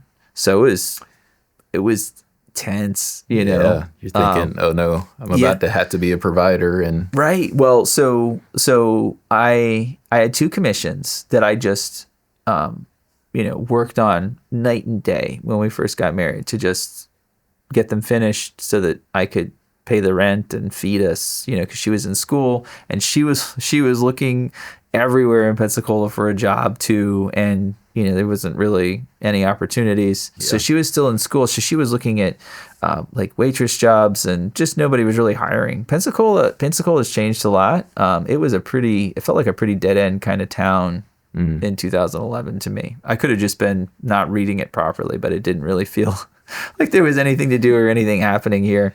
It was rough. And I actually, the paint and twists, like painting parties where it's like a party where people go, they drink wine and they paint along with you. Yeah. I've heard of those. I haven't attended one. Yeah. I think that painting with a twist is the actual name of the franchise. Okay. So it was that first summer, and I finished the commissions, and then there was nothing. And I sent work. I had started a relationship with a gallery in Vermont, so I was sending them work, but that work wasn't selling. So it's just very like nobody's buying anything, and nobody's commissioned me. So I start going.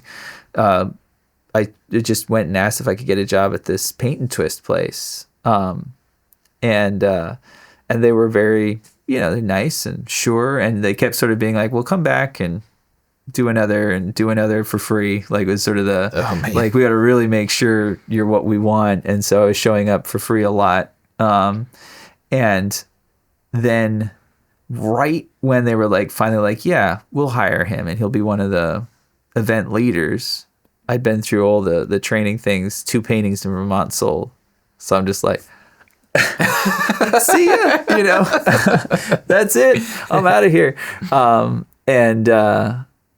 And then that was it. Like it's been a lot of time, but I don't think I've ever tried to get a job since then. Like it just like, nice.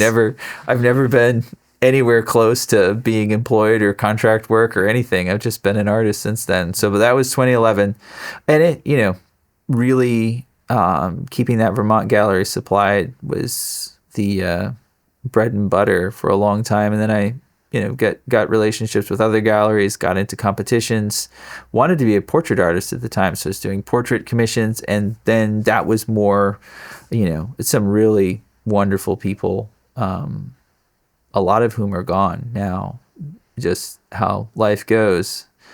It's been a while. But they, portrait commissions and,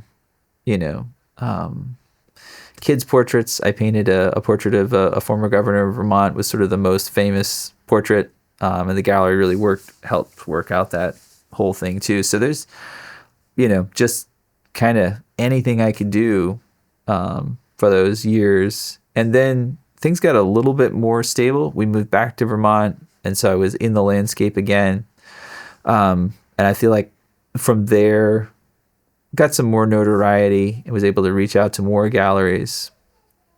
And by 2020, which was really the big pivot, I had 5 galleries that I was working with, and they were good in the sense that they could sell. So it was feeling like maybe it would work. But the thing with galleries is they take at least 50% of the sale. So you make the painting, you frame the painting, and frames, depending on how much you want to spend, can run into the hundreds, thousands even. And then you ship the painting, and then it sits and sits and sits and sits, and then finally sells, and you get a check for 50% of what it's sold for. And all of them have the contract that they can negotiate 10%. And then the gallery that I was always most dependent on, they only sent artist checks once a month. So if you sold a painting on the 16th, you had to wait to the 15th of the next month. So I'm like a cartoon of a person like walking down my driveway to check the mailbox. Like there's nothing there. I go back to the house. So it is just, wow. Like, when is it coming? When's the money coming? And then, that same gallery, their accountant, claimed that my check got lost in the mail, which isn't true, because checks don't get lost in the mail. It's so dumb. He didn't send it. That's what happened. And he eventually got fired for that sort of thing. But so by the time it got to me, it was just this is like the zenith of the starving artist stress years. It was a pretty big check, big enough to solve a lot of the problems that had things that had been happening to me all that time, waiting for it to come. But I was banking with a certain bank, won't mention it on this podcast, but they put like a 14-day hold on it. Oh my goodness. But then they're like, but if you want, there's a fee that you can pay where we'll make it available like by tomorrow, but you have to pay this fee. I'm like, how much is the fee? And so I paid the fee because it felt like another 2 weeks, and you know, it needed the money. It felt like doomsday. Yeah. So just, oh man, like I just lived on stress, lived on it. I mean, I just like couldn't sleep. I mean, it was just super, super stressful back then. And that was the artist life. I thought that's how you did it. I was nice and poor and working hard and nearly starving. yeah. And knew my friends were too, you know, it's just kind of what we were doing. So anyway, that was life up until 2020. And so what pivot happened and why did it happen?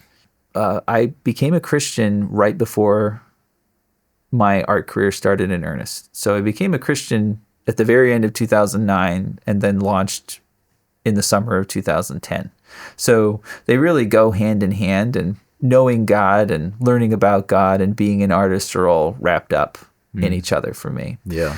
And so I was very influenced by not quite a vow of poverty, but sort of like that wing, not naming any names because I still really respect these guys, but there was sort of you shouldn't be rich. You shouldn't have money. You should be poor. At least that's what I was getting out of it. Okay. And so it actually just took getting to a pastor who maybe explained those things a little bit better. And that, again, was the pastor in Tennessee. Just there's some things to parse out there, and some things that and it was also a little bit of pride in being so poor and miserable too, you know, like at least I had that, you know, like I'm not sold out or whatever. And so that really ended.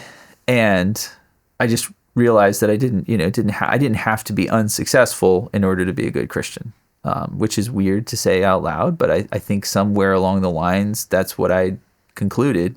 And so I started just praying that God would help me sell all of my paintings and fill all of my workshops. It was just a very and the reason for me was just so that we don't have to life doesn't have to be so hard all the time, you know?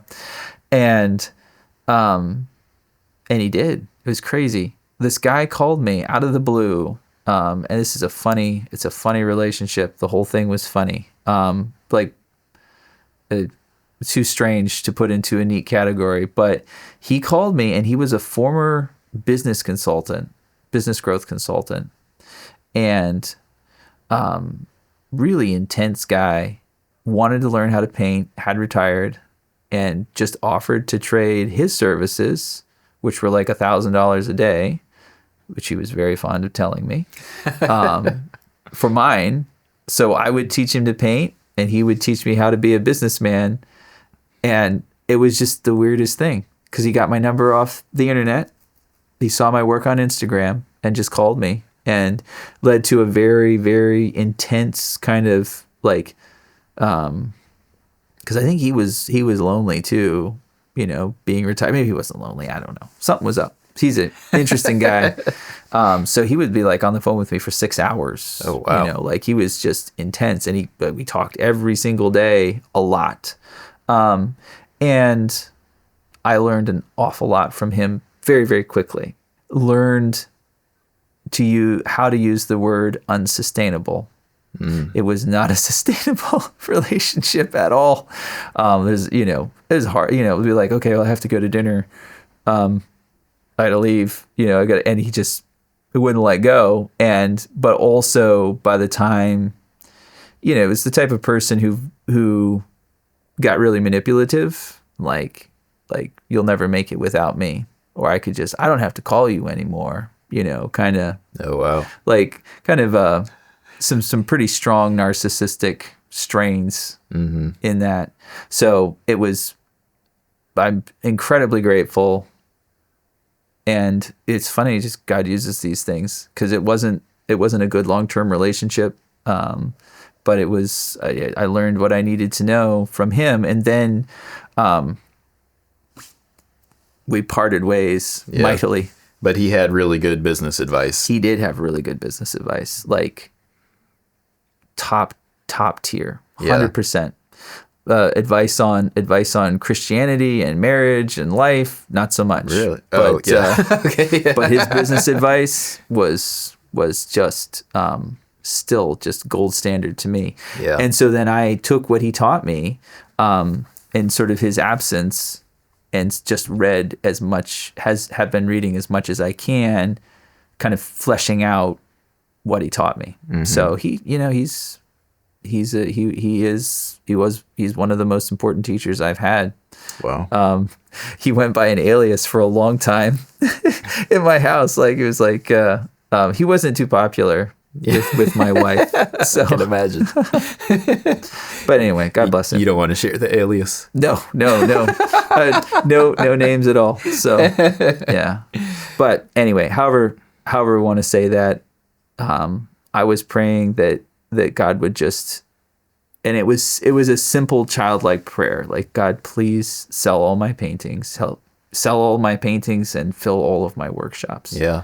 But it wasn't a selfish prayer. Like I wasn't doing it because of any other reason. It's like, I have all these kids. Yeah. God, please, Yeah. And it was then too that I'm like, it was one of those moments where I'm like, well, maybe I was supposed to be a theologian or a pastor or something. Maybe I wasn't even supposed to do this. And so I was like, it was kind of a position came open at the church in Tennessee. And I'm like, maybe this is what I'm supposed to do. Maybe I'm supposed to be doing something else. Maybe I should go to seminary. Like there was really just sort of a lot of, I was in my 30s and I felt like I was getting nowhere, and I would just always be completely poverty stricken, and not, the relationships with the galleries weren't great. I didn't have really very much relationship with very many collectors, people who were buying my paintings. It was with the galleries, which is a very different relationship. It was very sort of,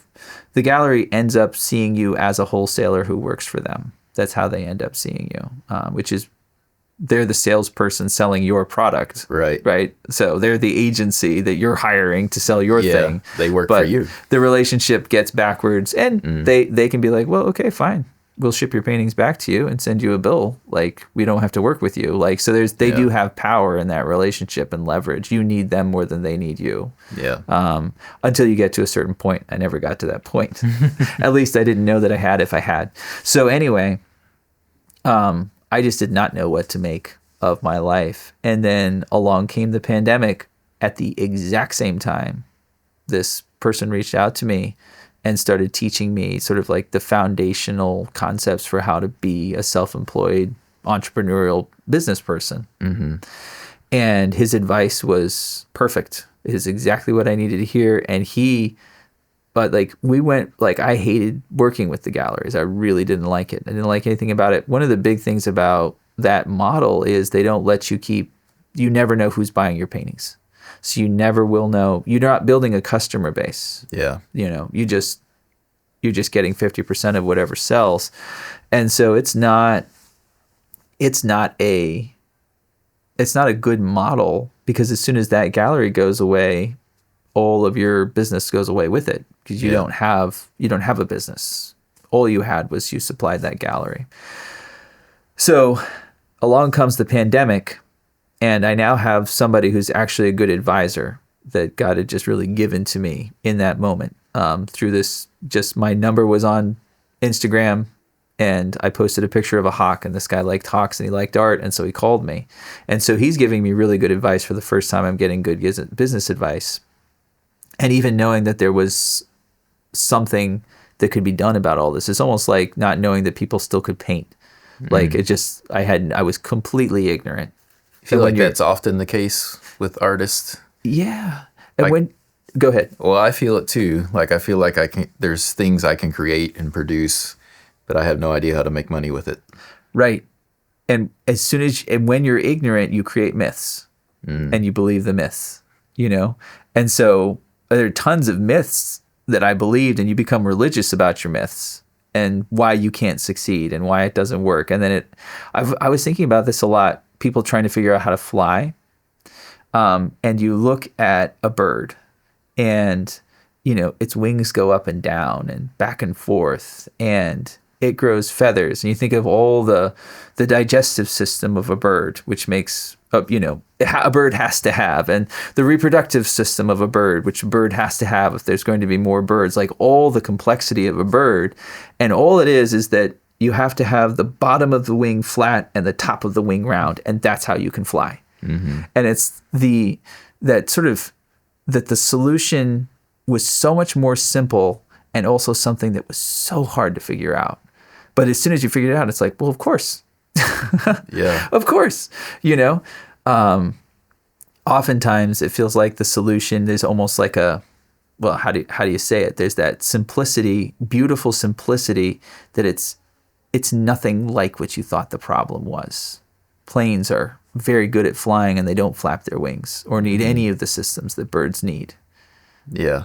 Which, and you look at movies and they still like make things that flap their wings that fly around. And it's like that wouldn't work. Yeah. That wouldn't work at all. So, yeah. But it looks good in computer generated high budget films. Yeah. So yeah. Anyway, that was the transition. And then the pandemic. And I remember just like my workshops got canceled and I depended on traveling around to these centers around the country to teach and get a little bit of money for my efforts. And again, that was another 50-50 split.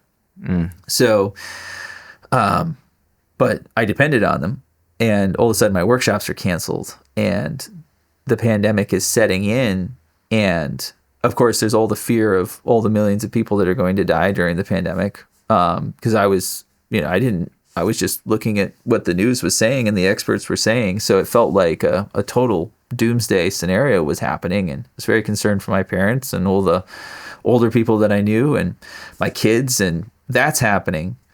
And during the 2008 bubble, this was sort of when the bubble burst in real estate, a lot of galleries went under. And so you hang out around artists and you hear stories about, well, yeah, the gallery that I was working with went under and they took all my art with it. Oh. And they just went bankrupt. And so the artists never got their artwork back. Oh, wow. They never got any money and the gallery just disappeared. And so tons of stories of artists and galleries that just went belly up fast in 2008 and the fallout following 2008. So you already had this in your mind when 2020 comes around. Yeah, like this is going to happen again and it's going to get you. It's going to be terrible. Mm-hmm. So already when the pandemic starts, I'm like, and then all my galleries start sending me, well, we're closed, but we're open and we're going to, so right at the moment when I'm getting good advice and, my relationship with the galleries is just as, politely strained as it's ever been, right? At that moment, they're saying, hey, we're going to really work on our website. And I remember just as clear as day reading that email and then looking at their website and being like, the reason I work with you is because you're in downtown Bar Harbor. If we're both just going to be working on our websites, we're standing on the same street corner. Mm-hmm. like if you're going to become an e-commerce shop for the foreseeable future, well, we all try not to die of COVID. I'm going to do it too, right? Like, why do I need you now? Yeah. And so there was already sort of that revolutionary impulse. Like, I cannot wait to change how this works. And then along comes this mentor and it's like, and here's how you do it. And it went fast. I was out of all of my galleries by June. Oh, wow. That year. So 2020 June, I had parted ways with every single gallery. Yeah. What piece of advice was he? Probably not one piece, but what was the major overall arching piece of advice that he was giving you that led you to pull the trigger on that? Well, yeah, that's such a good question. And it links back to a deeper spiritual thing that was happening too, because I had long felt that there was something really lacking in my life as an artist. And it's sort of like, I'm creating this art for God's glory, and I'm creating this art for God's glory, and I don't know what that's supposed to mean, what that's supposed to be. And that, I think, was why there was sort of like, maybe I should have been a pastor or a theologian or a speaker or something else, because there was what I didn't realize was missing was I was not thinking at all about the people that my art would bless. Not really. Not really. That wasn't a serious part. And as an artist, you kind of run with the artsy crowd. You're supposed to not think about the people that it's going to bless, because that'll somehow taint your creative voice. And, then you'll be a sellout and, Hallmark worthy and stuff. So it's again, the myths that people believe when they don't understand. Ignorance breeds these myths. And so really the first thing that happened was realizing that it's like, yes, you're supposed to create art for God's glory out of love of your neighbor. And it's like that triangle is just, it was just one of the biggest epiphanies that, yes, I am creating art for God's glory, but it's not for me. Like, I don't want it. It's for somebody else. And it's not just for somebody else like, oh, that was a really delicious sandwich. It's like, it's for somebody else, like for 50 years, they're going to look at it every single day. So how can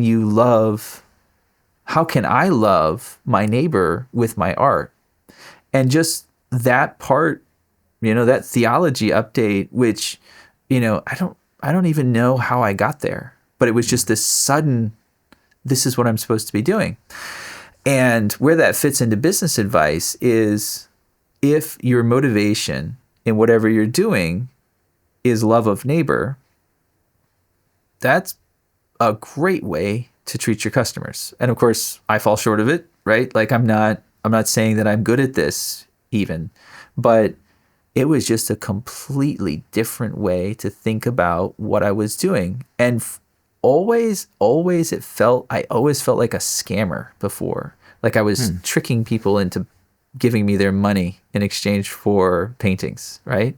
Because I never really acknowledged the benefit to them of my artwork. It's just part of the whole imposter thing, and we all feel it, like it's hard to take what you're doing seriously enough to think that somebody else should actually.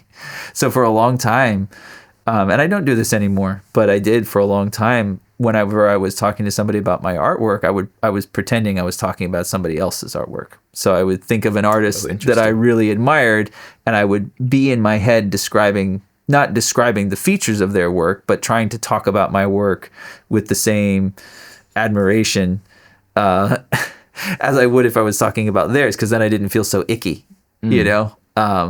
Anyway. Because you feel like it's prideful for you to speak well of your work? It was prideful and... kind of, yeah, like it felt really, really weird. But, this mentor helped me to see just the basic precepts of what it is to sell something in a free market is, like you're not holding a gun to someone's head. It's not a socialistic system where they're taxing Matt and giving Tim the money to paint. That's not what we have here. It's, here's something I've created, and if somebody buys it, it's because they think it's worth more than their money. Yeah. Exactly. 100%. And so being just the whole idea of treating customers well and treating customers like friends and not using people at all. Like that's not what you're wanting to do. But again, there's sort of like that every salesperson is a used car salesman who's going to sell you a bad car, and then you're going to go back and he's going to be gone, right? Like that sort of reputation that a salesperson has. Like if a salesperson helps you to make the decision that's a good decision for you, then they're doing something loving for you, right? Yeah. And he was a salesperson. And so he was just able to really shift my thinking about, and again, even salesperson, it still doesn't ring. It doesn't ring pretty. It doesn't have a nice ring to it at all. But if it's helping somebody, if it's giving someone joy, if you're teaching someone something that they've always wanted to learn, it's a virtuous thing that you're doing if it's out of love for them. If you teach because you love your students, and if you paint because you love your collectors, that was kind of what happened to me in 2020.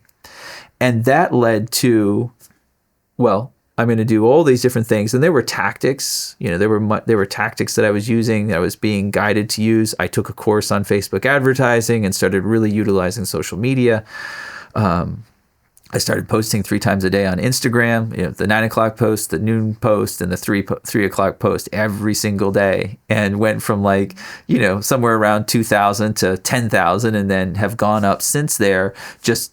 And then you start sharing and talking and being kind, because it's not, again, it's meant to be it's a relationship. It's meant to be kindness shown and not just transactional. That's, in the perfect world, that's what it is.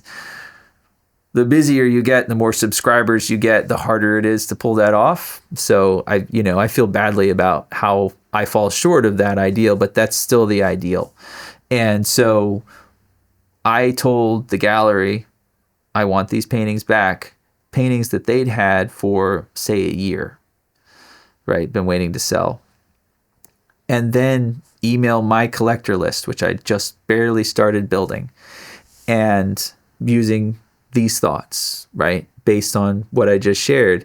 And customers that were the gallery's customers that had purchased my paintings before, were buying those paintings from me while they were still in the boxes on the way back to my studio. Wow. So that again, it's always like, it's such a good feeling to show up with it. I think the way it goes is an iron sword in a Bronze Age battle. Like, it's just like,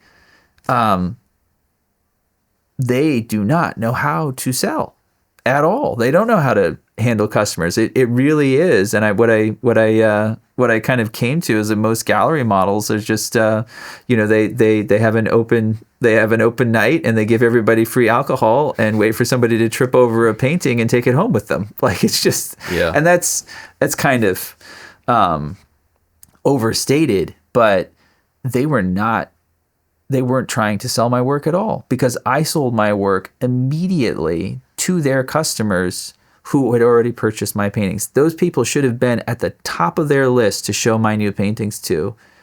And they were in a position where they could show those paintings to them in person. Yeah. And I was selling it over the internet. Yeah. So it was funny, because it was like a weird dream. Like, you figured out some cheat code, because all of a sudden all of my paintings sold. Answer to prayer, right? And it was. But, and then I experienced something that I'd never experienced before. So I'm spending all this time, emails, advertising, learning, reading, how do you do this? And I have all these paintings spread out over the country in all these galleries, and I'm bringing them back as fast as I can. Of course, it's the pandemic too. And, a couple of the galleries got spooked that I was just taking everything, and actually sent me checks for half of what they were worth, instead of sending me the paintings, because they bought them themselves and gave themselves the 50%, and they negotiated the 10% down, because they had that in the policy. I told you about that. So how shady. Yeah. Oh, they're good. But anyway, what's done is done. So that happened a little bit, but I have all of these paintings coming back, and I'm selling them as fast as I can. And then all of a sudden, there's nothing left. There are no paintings, 0 paintings. My whole inventory that was, dribbled out all over the place in all these little galleries is just gone. I brought it all back. I've sold it all. There's nothing left. And then I ran out of money again, because it's like that whole, I didn't know how to sell, so I never had any money. And then all of a sudden I learned how to sell, but I stopped making the thing. Yeah. And then I ran out of money again. So it was short-lived. I figured out, you have to paint at the same time. Got to keep making art. Yeah. But anyway, so how did you strike that balance between, now I'm running this business and I'm doing all these administrative tasks and sales tasks, and I'm still trying to strike that balance. Yeah. I'm 5 years in. So that all happened in 2020. And here we are in 2025, and I still am really struggling to, I sleep a lot less. Yeah. That's the answer. Like I get up early and I stay up late and I work really, really hard. Yeah. I have no fun anymore. I used to be kind of fun. I'm not fun at all anymore. I just work. But tell me what your workday looks like. Okay. So the ideal is I get up at 5 or earlier. It'd be nice if I could be at work at 5. And this is one of those things. I think my priorities, I know my priorities got a little bit out of whack for a while in all of this sort of new discovery. So I would just get up and go straight to my computer and start work. And now I actually start my day reading the Bible and in prayer, which I just, I needed to hear a couple of good messages and go through a couple of tough times to figure out. I really just think I'm just too busy to keep growing as a Christian, or I'm too busy for my faith right now. Like I need to do this first and then I'll circle back to that some other time. Right. And it's weird. Something that's sort of not the sort of thing that you should confess even. Here we are. Right. But, so that balance is back for me. And so I start the day that way. I read the Bible, I pray, and then I work a little bit, and then I bring my kids to school, and then I go home and I am back at work by 9:00, and I just am pretty disciplined to go till about 5-6 o'clock. Dinner's ready, and then at dinner time I stop working and I spend the rest of the time that my children are awake with them. And they go to bed at 8, like there's the 8-9 window it's turned into. But so we spend that time together. They go to bed, and then I'm supposed to be done, but usually I'm not. Usually there's an hour or two left to do after that. So in the summer times, it's easier because I just sneak to the studio or my office and try to get as much done as I can before the first child wakes up. And Julie's a night owl, so she's never the first one awake. So it's one of the kids, and they go through different seasons. Like sometimes it's always, my daughter who wakes up first, and then she goes through a growth spurt or something and is no longer the first one up. So, but then I'm in charge of breakfast no matter. So when everybody starts to wake up, I stop working and make breakfast. It's a hard break whether you want it or not. Yeah. And you have these patterns in life that you develop, and I like the pattern. So I look forward to it, and I'm aware that I'll miss it when it's gone. Yeah. And it doesn't last forever. I can see the expiration dates. So yeah, it comes quick. Yeah. Yeah. So when you're in the studio or the office, you're in there focused for that period. Pretty, yeah. Yeah. When I'm working on like spreadsheets and emails and that sort of thing, writing lessons and different things like that, I'm a lot more like, please let me work. Please don't bother me. When I'm painting, I'm a lot less, I can paint and talk to you at the same time. Oh, okay. I can't paint and write an email at the same time. I can't do it. Yeah. Or I can't write an email and talk to you at the same time. There's zero capacity. Even with the help of artificial intelligence, I can't do it. I have to actually write it and read it and think about what I'm saying. Yeah. But painting, some parts of painting are like that. Most of them are just like crafting, which I don't need the talking part of my brain to do. Yeah. So, well, I do some software engineering. Yeah. And so I can't listen to songs with words when I'm coding. Yeah. It could be music, but it can't have words in it. Yeah. Same. And there are even some podcasts at certain parts of the painting that I can't listen to because it's too taxing. Like it has to be something that's background noise. Right. Yeah. Or narrative enough so that I'm kind of getting the big picture without needing to pay attention to the details. Yeah. So you're making this pivot 2020. All the paintings come back. All the paintings are gone. You're still learning to strike this balance between business and creative, and that's where you are now, I guess. Here I am. But it's working, obviously. It's well enough. Yeah. But in addition to selling your paintings, you also develop this educational platform community.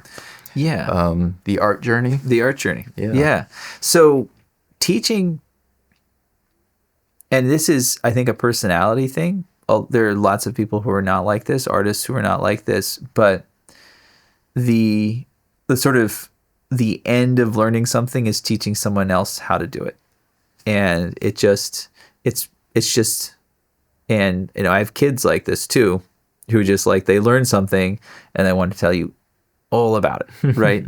And, I have one who's trying to understand, quantum physics.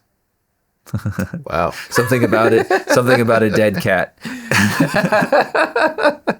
All right. So he's trying to understand and explain it at the same time, and it's tedious. But so that's just a personality thing, I think, for me, like the sort of the act of creating and then sharing and then teaching people to do the same is just it's way down deep in what I want to do and who I want to be.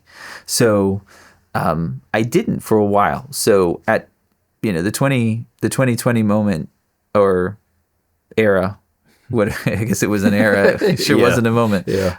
I just focused 100% on painting, and I painted and painted and painted and painted and painted. And I didn't teach at all because you couldn't teach at all, because you couldn't be in person really. So there were a couple of workshops that I did, but maybe the next year, something like that. But I had been teaching pretty routinely, so it was weird to just have a year I didn't teach at all. And so that was fine. But I really wanted to teach, started doing some Zoom classes in 2020. I guess it was April 2022. It had to be April 2022. Somewhere in there, I started doing some Zoom classes. And that led into starting a community where I still do Zoom classes through the community. And it's that idea that you create paintings because you love the people who are going to live with the paintings. And so that's even more clear when you're helping somebody learn how to paint or giving them feedback on their painting. So, and that was, because it was really stressful with all the cords and cameras, and it was just a nightmare when I was trying to do it in the beginning because nothing worked and everything kept crashing. And it was, again, one of those moments you're just like, well, why am I doing this? Like, why am I doing this? I could be doing something else right now that would not, like my eyebrows twitched for 6 months after that first Zoom call. It was intense. Yeah. It's like, well, because I love my students. Yeah. That's why I'm going to do this. You And keep coming back to that grounding. It has to be. Love for neighbor. It has to be, right? Because there've got to be easier ways to make a living than this. Like, it has to be for somebody else. So anyway, and it has just flourished so much. And I have met wonderful people from around the world. I have people on the calls from Australia, from South Africa, all through Europe, and they come in at all different time zones. Some say good morning in the evening, and some say good evening in the morning. I mean, it's so cool. And and there's another thing with teaching. As soon as you understand something. Okay, I understand this. And here, I'm demonstrating my understanding of this. As soon as you then add to that, now explain to somebody else, not just how to do it, but how to understand it. It's a whole new level that you have to grasp that fundamental on. Like, it's just, you have to be so much more, knowledgeable, but you have to understand it so much more deeply in order to be able to teach it with any substance. Of course, you can pair it things, but if you really want to be able to teach people and answer their questions, especially on a live call, you really have to understand things at a deeper level. So I look at the paintings I was creating before the art journey began and the paintings I've created now, and I've grown so much as an artist just because I've been teaching these things and teaching them and teaching them and teaching them. So I've tried to keep up with my students, just keep growing myself as an artist. And yeah, I know so much more now than I did before. So anyway, yeah, that's a big part of the craft. We have over 800 people now on that platform. So a lot of work, a lot of interaction, a lot of teaching. It's been pretty crazy. But that started October 2022. So I had that 2-year window where I really wasn't teaching very much, and then started the art journey. And then it's a new thing in life, like making time for that, making time for, painting myself, and then all the other parts of life that, family, of course, have to be part of that equation, disappearing act here. So there's a lot of things to balance. I just try to be goal oriented in all of it. So I have these goals, and spending time with the kids is a goal. So it's something that, I don't know how to balance, basically is what I'm trying to say. Mm-hmm. So it's just sort of all these things are really important, and you need to do them. Yeah. Is my version of balance. That works. Yeah. It works. I hope so. It works until it doesn't, I guess. Right. Yeah. And then you say, I need to be more balanced. Yeah. So what advice do you have for someone who may be young and wanting to follow a similar career? Everything that I've said about love of neighbor, if the end all and the be all of being an artist is self-expression, which is the common theme. It's the mandate. Yeah. Yeah. It's like you're doing something wrong if that's not what it's about. That I just don't feel. So I'm a Christian, and so there's a whole lot of texture and layers to why I don't think that that's a good way to live. But even just as a human being, we just are made for relationship. We're made in relationship to other people. And that's why we spend so much time worrying. We all spend so much time worrying about what everybody thinks, because it's just how we're made. Yeah. We're made to be connected to other people. And so if you think that the goal of your life is just to express yourself, and that's what's going to bring goodness to your life and to other people's lives, I really feel like I just don't think that that's a good way to live, whoever you are, whatever you're doing. So that would be the first thing I would just kind of evaluate. But a lot of people, at least in my world of art, are interested in art because they love the way things look. They think that form is beautiful. They are enamored by great work of the past. So they see a Rembrandt or a Titian, and they're amazed by it, and they want to do something like it.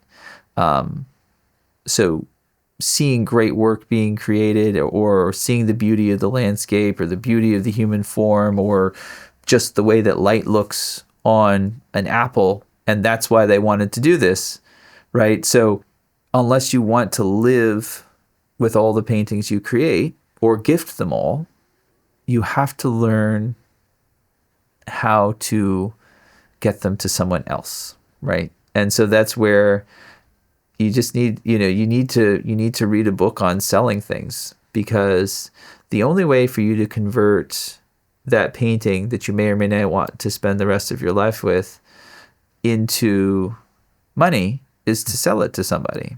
And it's kind of like the how the sausage is made thing that, again, artists don't like talking about that sort of thing. If you're going to survive as an artist, you have to learn how to be an entrepreneur. You have to learn some sales skills, or let galleries handle all of that.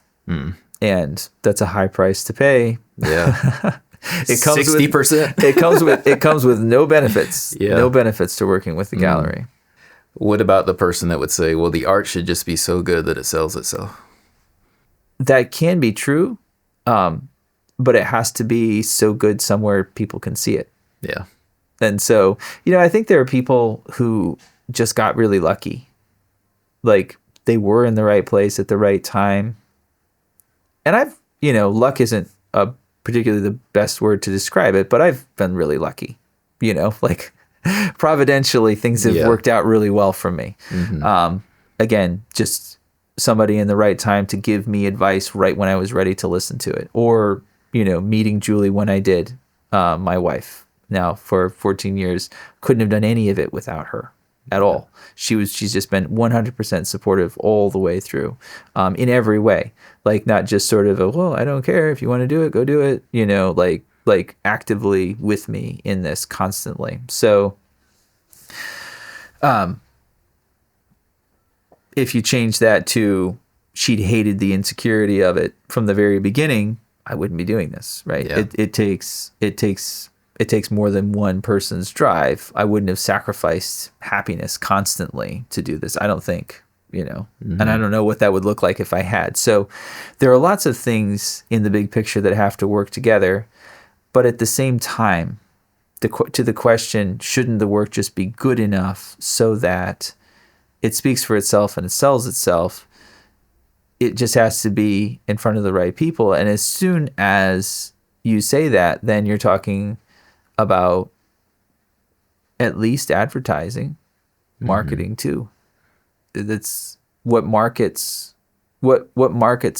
are interested in this painting that's just good enough so that people want it. There has to be a market, right? Yeah. Because it could be like a beautiful, like I had a friend who painted a toilet in college. Like, she just sat in the bathroom and painted a toilet. And I don't think she ever sold that painting or ever could. Maybe if it was made out of gold, there's a market somewhere for toilets. But if there's a market for people who love well-painted toilets, and they're actually, to be fair, there are very successful painters who've painted bathrooms and sold those paintings, but that's not my market. So they had to find that person somewhere, and it probably wasn't that person wasn't probably in their immediate family either. So anyway, it's a long and rambly answer to say, if nobody sees your art, if you're not connected to the right markets and you don't know how to advertise or present that work, even if you're just putting your work on social media, you're advertising. Yeah. You're showing this is what I create. This is what I can do. And again, I think a lot of these words are almost dirty to creatives. Like, they feel debased. But it's just, if you create something, you have to get it in front of people who would enjoy owning it.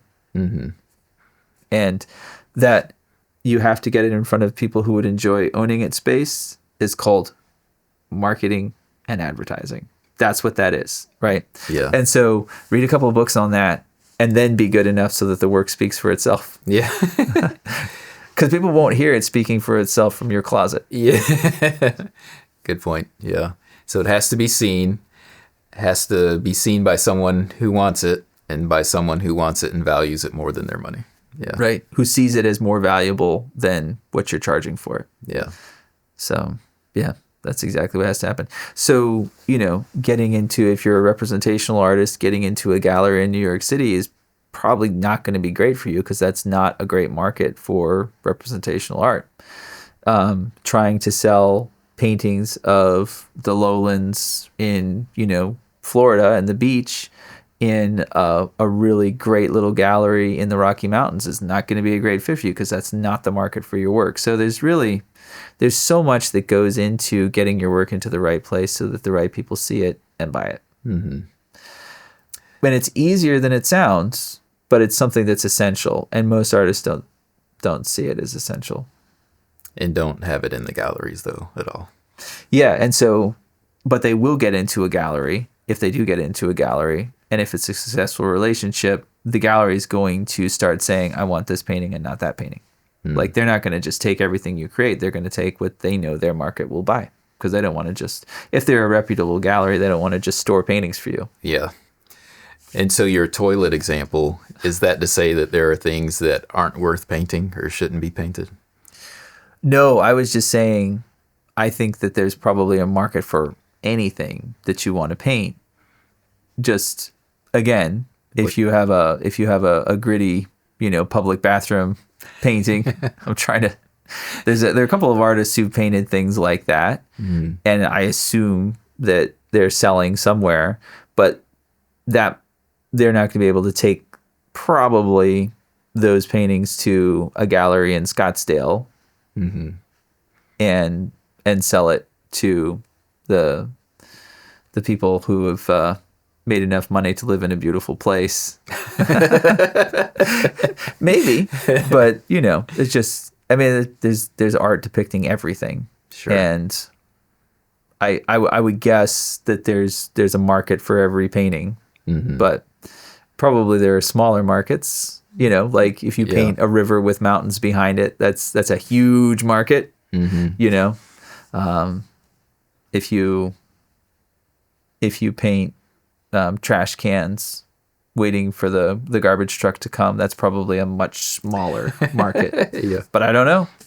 So Oscar the Grouch would like it. Yeah. I mean, so there you go. Yeah. There's an artist who he paints sort of these lots of tornadoes and huge chickens rampaging through cities, and just it's just sort of like this sort of surreal, and people love his work, but he's in with the sort of directors in Hollywood, and they really like that kind of painting, a more sort of LA kind of crowd. I don't think that those paintings would sell too well to people in Pensacola. Yeah. So it's very complicated, but the thought is very simple, that you just have to, whatever you're creating, you have to find a market. You have to find people who want it, and they're out there. But if you don't go and try to find them, then you're going to own those paintings or those sculptures or whatever. Yeah. So who shouldn't pursue this career? So that's a tough question, because if you really want to be an artist, there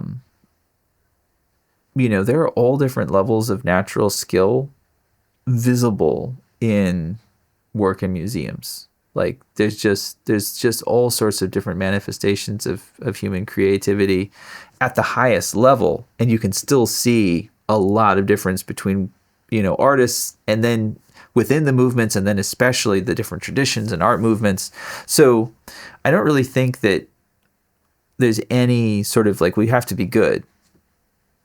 You just have to be able to grow, to learn, to understand that it's a craft, that the years that you spend with the craft, it'll shape you and you'll shape it. You have to work hard. So I think the one thing, if you're talking about a profession, there are people who have the sort of inclination that as soon as there's any sort of pressure and money involved, I have to make this a certain level, I have to have it done by a certain time, and it has to sell for a certain amount of money, or I won't be able to pay rent, right? That as soon as they put themselves in that situation, they'll hate art. They'll hate creating. That's totally fine.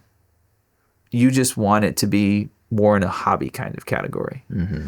And hobby, again, is another sort of dirty word that people hate because it feels very demeaning, but it shouldn't be, because all it means is you're not dependent financially on this craft. Yeah. And that could mean your work is much, much, much, much better than mine. You're creating absolutely beautiful paintings, but it's not what pays the bills. And even if it does sell, it didn't need to sell in order to make your life work financially. So when I think of a professional artist, somebody who's pursuing art as a profession, it doesn't say anything about the quality of the work they're creating, or the fulfillment, or how successful it could be, or whether it gets into museums, galleries, and competitions. None of that. It's just you're not depending on an income from this craft. If you are depending on an income, it's a profession. If you're not, it's a hobby. And none of those are slurs. It's just a way of differentiating. And so some of my very favorite artists, if you really drill down into getting to know them and how their whole model works, they're definitely are some trust fund artists out there where their parents were, or grandparents or somebody back there. There's multiple, I mean, tens of millions of dollars. So they're able to create wonderful, beautiful artwork. Everybody would say it's professional, but they're not really dependent on it as an income. And some of these are the most famous contemporary American painters, right?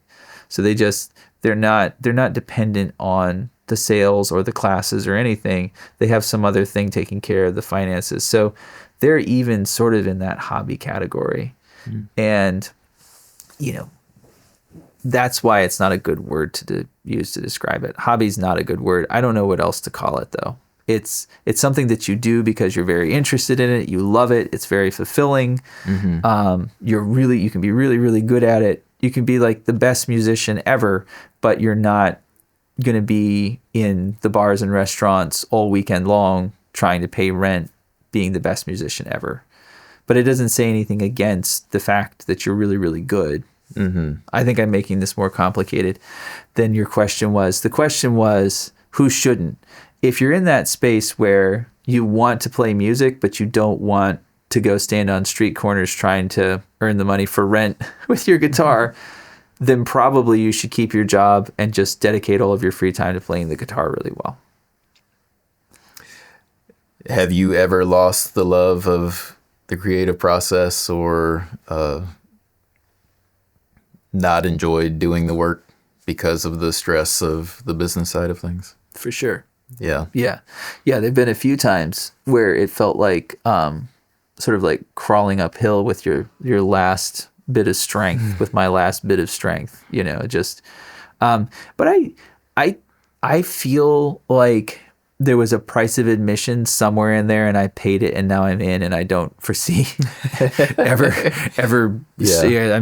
I'm so in love with the craft. Like I absolutely love it, and it's one of those things where there's a feeling that you get when you do something for a long time with all your heart, where I'm super frustrated all the time and I despair constantly, but I'm still super, super excited to try again. Yeah. So, I'm never really happy, but I'm always really excited about what I'm going to be able to do next. Yeah. And you touched on this, and we've had this discussion before, but you would say that people aren't just gifted to be an artist. Like, it is a craft that you have to put a lot of work into. Yes. And anyone could do it. I believe so. Okay. And so there are a couple of, so first of all, these things are so deep and so complicated, you can't really possibly know them, right? So I'm giving you my very best guess, but the reality is it's a lot of data to process, and all of our brains jam pretty fast trying to process the data. But my belief then, I'll say, is that you really don't, people talk about gifting and they talk about talent. And I think that the desire is the gift. So if you desire it, you're gifted. And if you desire it enough to take it on the chin for 10 years, that's a really big gift, right? Because most people don't really have that much desire to do anything, right? So that is like a gift that you want to lean into, I would say. Like just the willingness to keep after something. Because there are a lot of frustratingly ugly paintings. There are a lot of failed paintings. There are a lot of just seasons where it felt like, if anything, it was one step forward and two steps back. Like just, nothing's going well. Everything's going poorly. My paintings are ugly. This is not working like I'd hoped. I'm not anywhere like the notoriety that I was hoping to have achieved. Nobody knows who I am. Like, there are all these things that sort of just press down on you when you're trying to create. And you have to be able to muscle through that, and also muscle through the pain of having this vision for how beautiful this thing that you were about to make was going to be, and then spend 40, 50, 60, 70 hours of your life that you're never going to get back. It's gone forever. And like all you have is nothing, something you don't even want people to see. So I've definitely been through that. And so the gift, I think, is being able to go through that. And most artists can. Like most artists, they just do. And that desire to create, that desire to learn, that desire to grow, I think that's the important thing. And that's not something that can really be taught. That's something, and you'll see artists, even art teachers say art can't be taught. You can't teach someone to be this way. But if they are an artist or they feel inclined, you can certainly teach them the difference between a soft edge and a hard edge. And that's the part where when people see that, they call it gift. When people see that, they call it talent.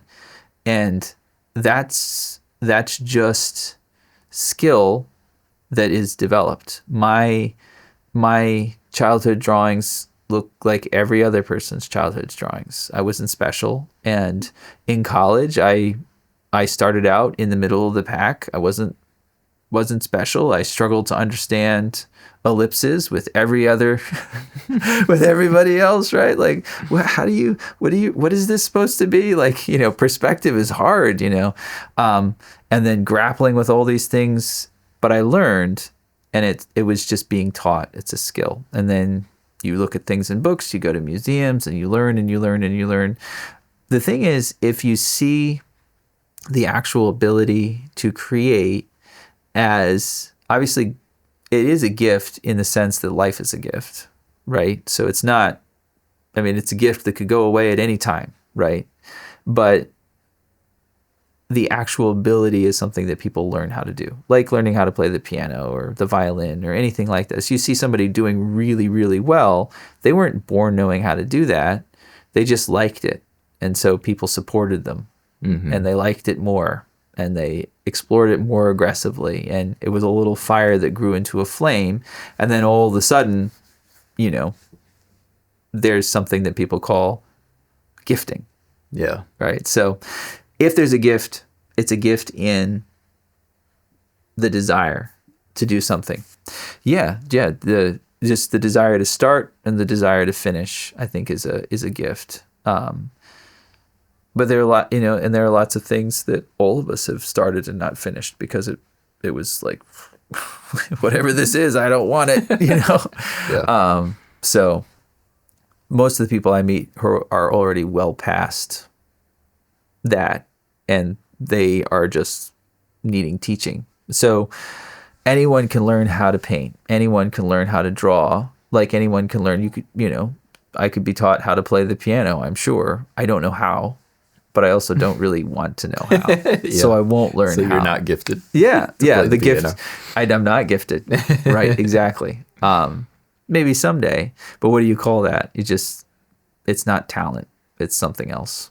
That's a good take. I know we had sort of the debate about, well, what about the athlete? Like, sure. Well, and that there are people who learn very quickly, and there are people who learn very slowly. There are people who understand.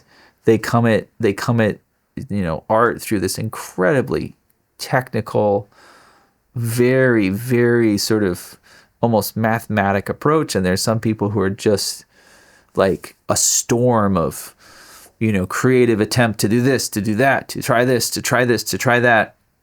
And so watching the maturing of all these different styles and all these different personalities, at certain points you'll say, well, this person's figuring this out a lot faster than this person's figuring it out. But then you look back, and if both of them have stuck it out for 10 years, you're going to see genuine virtue from both of them. Mm-hmm. And so it's hard when everything's always in an academic setting, because my guess is that they're learning other subjects at different speeds too. It's not just art, but art's so you can see it. You can understand that this is much prettier than that is, or much whatever. And the same with music. Like, you can hear it. You can hear somebody who's like, wow, they're really getting this. And, this 2-year-old, not 2-year-old, but 2-year lesson pianist and this 2-year lesson pianist are playing very differently. But if both of them stick with it for another 10 years, you probably won't be able to tell that much of a difference. Anyone can learn how to do it. And it's not something you're born with. Clearly, you're not really born with very much. You have to learn how to do just about everything. Yeah, that's very true. Right? Well, that's good. I think that's a helpful discussion. If it's a mystic thing that can come and go, like a failing incandescent or a fluorescent tube, right? Then it's really troubling, because on a bad day, you feel like you're losing your gift. And it'd be way better to just, life is a gift. The fact that I want to do this is a gift, and this is a skill. And clearly I need to develop some more skill right here. Yeah. Well, you talked a little bit about, we're talking about the toilet and finding your niche. What is your niche in painting? Rural scenes, most accurately rural America. I of course, I'm an American artist. I'm an American. And so in my travels, I always tend to gravitate towards the same things. So I love farms. I love wildlife that kind of interacts with the farms, not like I don't paint grizzly bears. I paint foxes, not that I wouldn't paint a grizzly bear, but it's just sort of that I'm just very drawn to sort of mankind's tenuous connection to the landscape. And that comes from where I was raised and what I saw growing up, and just the raw sort of ugly beauty of it. The smell, which to me, it's terrible smell, but it's not to me. It's kind of like home and connection, and and you talk to other people who've been raised around farms and grown up on farms, and they have the same sort of, because I find them, they find me, same sort of thoughts. So anyway, definitely rural landscapes, and then livestock. I paint sheep a lot. I paint chickens and pigs, and just the sort of things that you would see on an old farm. So that's really, really what I love to paint. Yeah. Do you have any skeletons in your closet? Yeah. You'd have to know me pretty well. Yeah. So one of the things that I learned from portraiture, and I learned from my teachers, was that if you can understand the skull, you can understand the portrait. So, just anybody, you press on your face and your skull is right there. It's just 32nd of an inch out of sight. And so whenever I'm trying to get good at painting an animal, I try to get a hold of a reproduction or the real thing, a skull. So I've got some skulls out in the studio that I reference frequently, and I've got even more skulls in the closet. And someday there'll be a huge collection of skulls, I'm sure, because I'll never get rid of any of them. I'll just keep collecting them. There are a couple that I've been looking at recently, and I don't really have need to buy these right now because they're not part of a current project, but there was a polar bear skull for sale. Oh, wow. Quite a sight. I mean, just, again, it's almost back to like something is so complex, but flight is as simple as understanding how a wing works, right? And there are other things to it as well. So birds are so complicated, and then you have just that simplicity of this is how a wing works, and this is how you can fly fast and fly far. Yeah. It's kind of like that with skulls for me. You look at all the hair and tendons and all the things that make up anything's portrait, and a skull is sort of that, so simple I can understand it. So polar bear skull, really, and a mountain lion. We were looking at a mountain lion the other day, Richard, my oldest, and I. It's just like, and they are just like every other part of creation. They're beautiful, beautiful. Skulls are just beautiful things, and they are typically a representation of death and darkness and that sort of thing. To me, they're just sort of the Taj Mahal of every creature right there for you to enjoy the symmetry and the beauty and the design.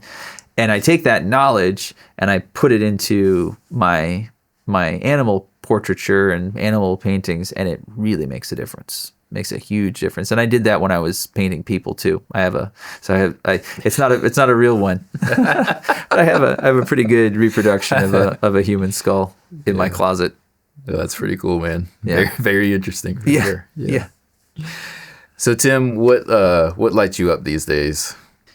It's every single new painting is really exciting. So the next project is, I really look forward to them. So I've got one on the easel now that's waiting to start, and I'm really excited about that. I kind of have a backlog of probably 30 painting ideas that I have, and some of them are sketches and some of them aren't. But starting those paintings and working on them till they're finished is very, very exciting. So I'm that lights me up. Yeah. It's kind of the really exciting thing to do next. So that's exciting. And then, I'm a father too. I'm so anything good going on with my kids, anything that I can help them do, anything that I can see them learning or achieving, that's another crazy adventure that is exciting. And so being a dad, being a husband, that lights me up too. Yeah. So extremely rewarding. Also need perseverance. Yeah. And a desire to finish. There are lots of parallels. Yeah, for sure. Tim, what advice would you give to your younger self if you could go back, knowing what you know now? Buy as much stock as you possibly can in Facebook and Apple. I mean, just get it. That's good. So, I mean, obviously there's so many things. I actually play this game with myself. It's like wishing that you could go back and understand something. And it's like, what if you actually have gone back and you just don't know? You're just repeating the same mistake over and over and over and over. I never listened to myself. Yeah. So if I could go back, career-wise, art-wise, I would definitely give the advice that I've, been giving for the last half an hour here. It's not enough to think that you can just get really good at painting and that's all you'll need to know how to do. You have to read a couple of books on being an entrepreneur right now.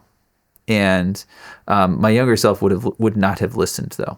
So it would have been a fool's errand. But if I could go back and say, there's one thing, if there's one thing I could learn to do better, it's just to think a little bit more. If you're going to be in business for yourself, think like a businessman. Yeah. Not just an artist. So that would be really good advice that I would be pretty zealous to give myself if I had the opportunity.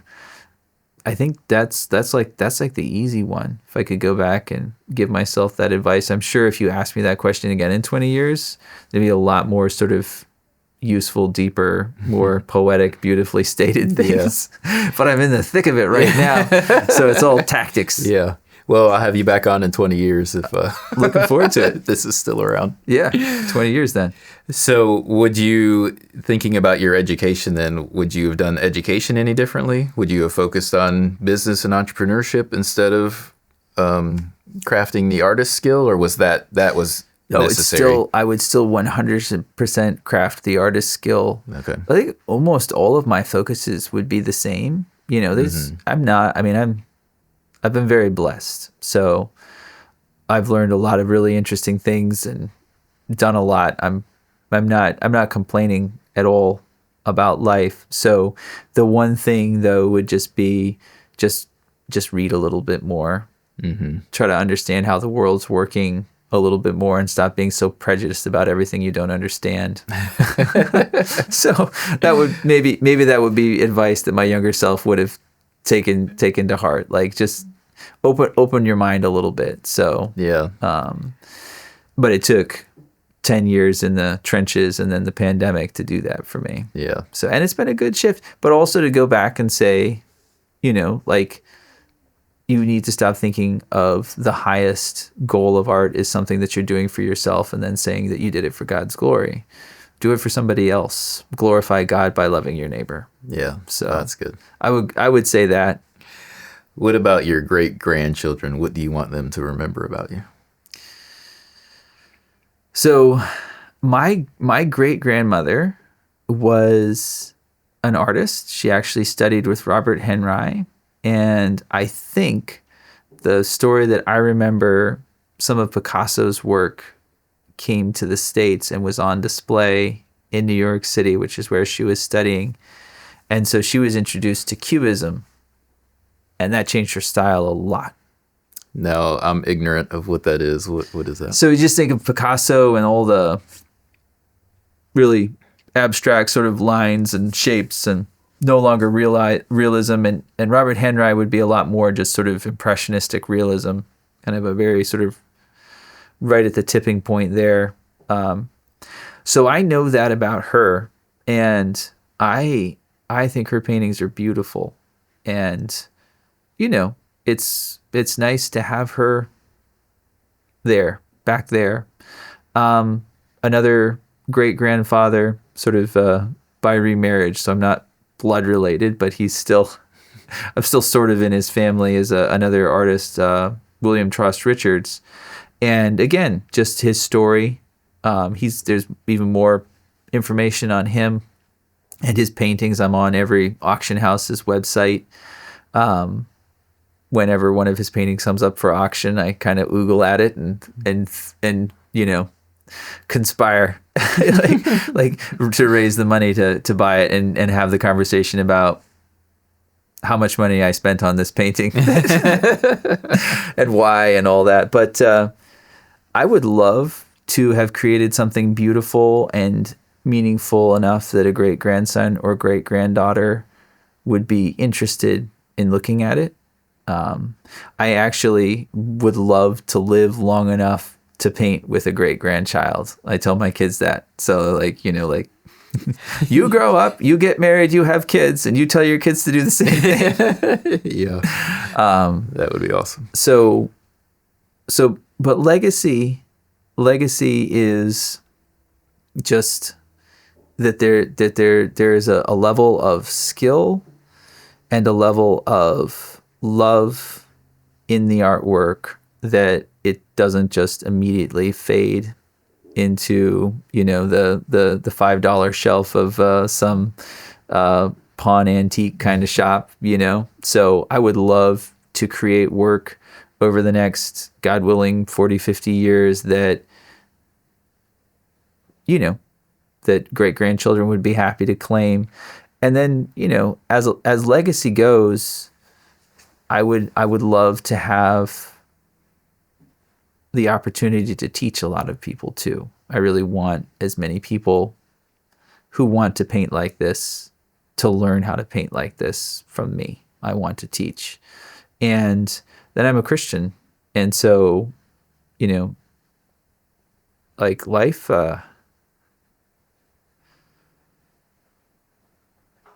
life gets really hard, And so it'd be good to have enough facts so that there's somebody back there that you're looking at that made it through. So that's something that I want them to have, those imaginary little people far off in the future. That's kind of, you get that from your family. You get that from reading good books about people that you admire. Like, it's good to have that, but I think it's probably even better if it's in your family. So, to be a good ancestor. Yeah. I guess I want my great grandchildren to think I was a good ancestor. If that answers the question. That is a worthy goal for sure. Well, since this is our Christmas episode, what is your favorite Christmas memory?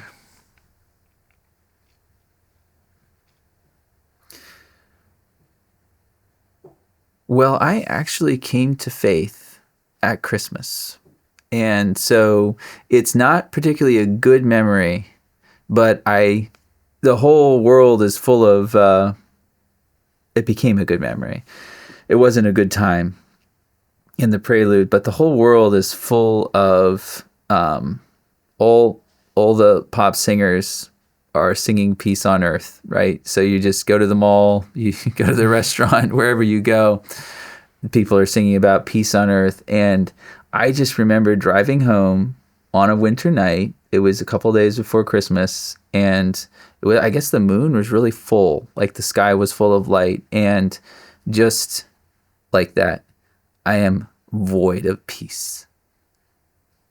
I have no peace. There is no peace on earth, right? And just sort of like this kind of when bitterness becomes just sorrow. Like I was just sad for what my life was. And it almost became a prayer. Like just, if there's something somewhere that can find me here, I hope it does. Mm-hmm.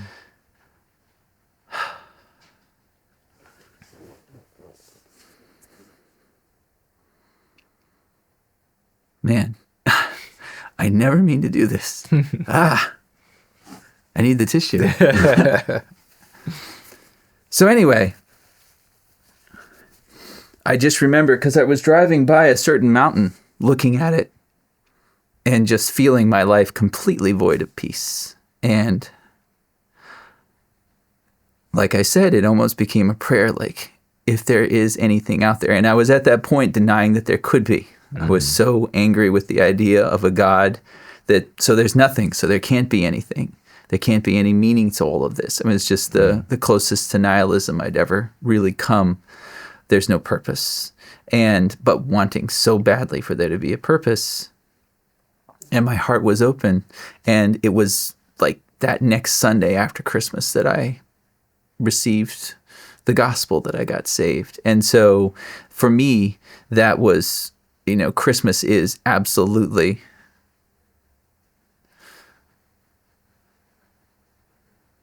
salvation. Yeah.